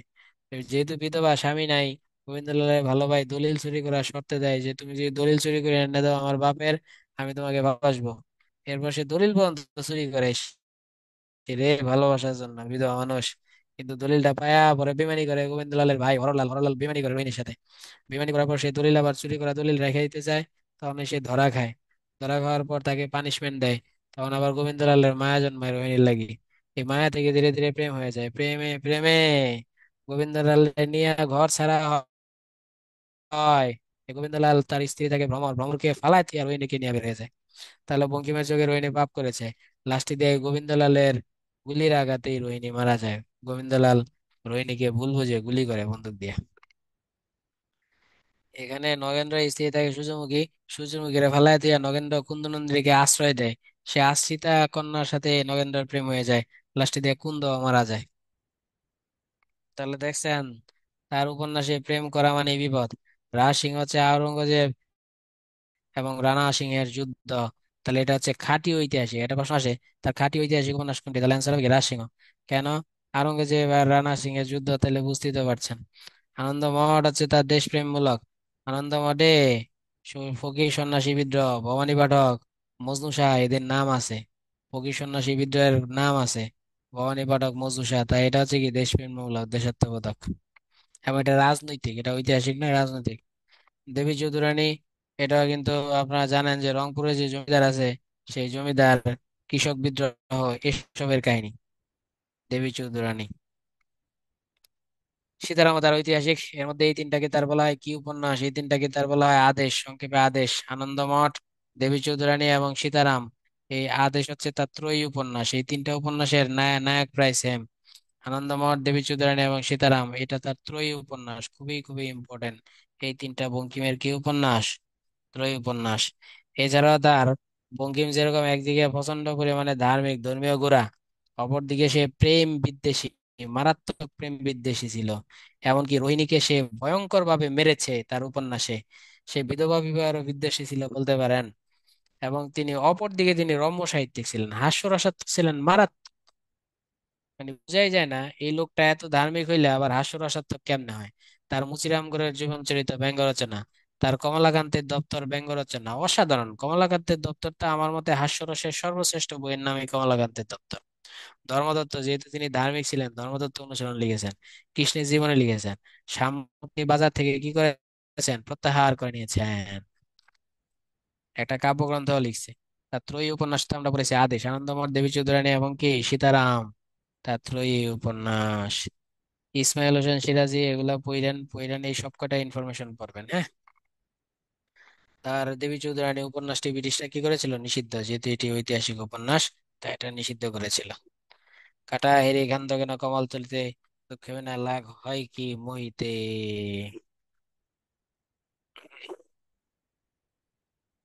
মধু, মধু, থ্যাংক ইউ। হেমচন্দ্র বন্দ্যোপাধ্যায় বাংলার মিল্টন তাকে বলা হয়, এটা বলেন। হেমচন্দ্র বন্দ্যোপাধ্যায়ের বৃত্ত সংহার। বৃত্ত থাকে একটা অসুর, অসুর থাকে, সেই অসুরকে দেবী কালী হত্যা করে, দেখেন না? এই বৃত্ত নামে অসুরকে হত্যার কাহিনী হচ্ছে বৃত্ত সংহার। মেঘনাদকে হত্যার কাহিনী যেমন মেঘনাদ বধ, এই বৃত্ত অসুরকে হত্যার কাহিনী কি বলা হয়? বৃত্ত সংহার। এটা খুব পরীক্ষায় আসে। এখানে বেশি পড়ার দরকার নাই আমাদের, এই কয়টা পড়লে হবে, আর কিচ্ছু পড়া লাগবে না। একদম অল্প, বেশি পড়ার দরকারই নাই। এই চিন্তা, এখানে কিছু পড়বে না, খালি কালী প্রসন্ন কোষের চিন্তা। এই চিন্তা যতগুলো আছে সব কালী প্রসন্ন, ঠিক আছে। রইবত কুরুক্ষেত্রের প্রবাস, এই সবকটার নায়ক হচ্ছে ভগবান শ্রীকৃষ্ণ। তাই এই তিনটা মহাকাব্যের নেম, নায়ক কিন্তু সেম ও আছে, এখানে দেওয়া আছে। রইবত কুরুক্ষেত্র যুদ্ধের কাহিনী, যেখানে যায় 5 ভাই 100 ভাই যুদ্ধ করে। প্রবাস হচ্ছে যুদ্ধের পরবর্তী কাহিনী। আর রইবতক হচ্ছে যুদ্ধের আগের কাহিনী। এই তিনটা ঘটনা নিয়ে রচিত তার বিখ্যাত তিনটি মহাকাব্য। বঙ্কিমের আদেশ, আনন্দমঠ, দেবী চৌধুরানী, এগুলো হচ্ছে কি? এগুলো হচ্ছে তার ত্রয়ী উপন্যাস আদেশ। বঙ্কিমের আদেশ ত্রয়ী উপন্যাস। আচ্ছা, জানি আপনারা আমার উপর রাগ করবেন, একটু তাড়াতাড়ি শেষ করে দিয়েছি বলে, কিন্তু আমার অবস্থা বেশি ভালো না। সবাই ভালো থাকবেন, আল্লাহ হাফেজ।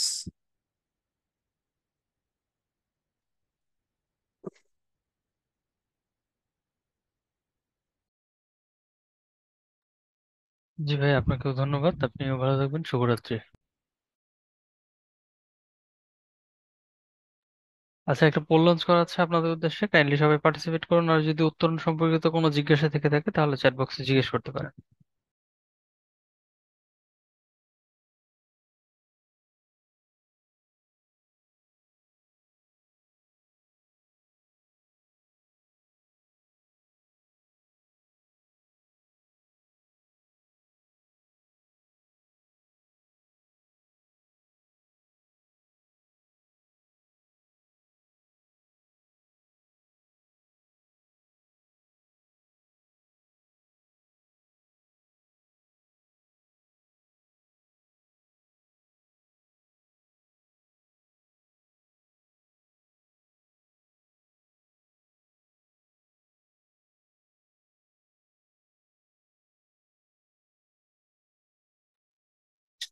আচ্ছা, মনে হচ্ছে আপনাদের কোনো কোশ্চেন নেই, তাহলে আমরা আজকের মতো ক্লাসটা এখানে শেষ করছি। ধন্যবাদ এতক্ষণ সঙ্গে থাকার জন্য। ভালো থাকবেন সবাই, শুভরাত্রি।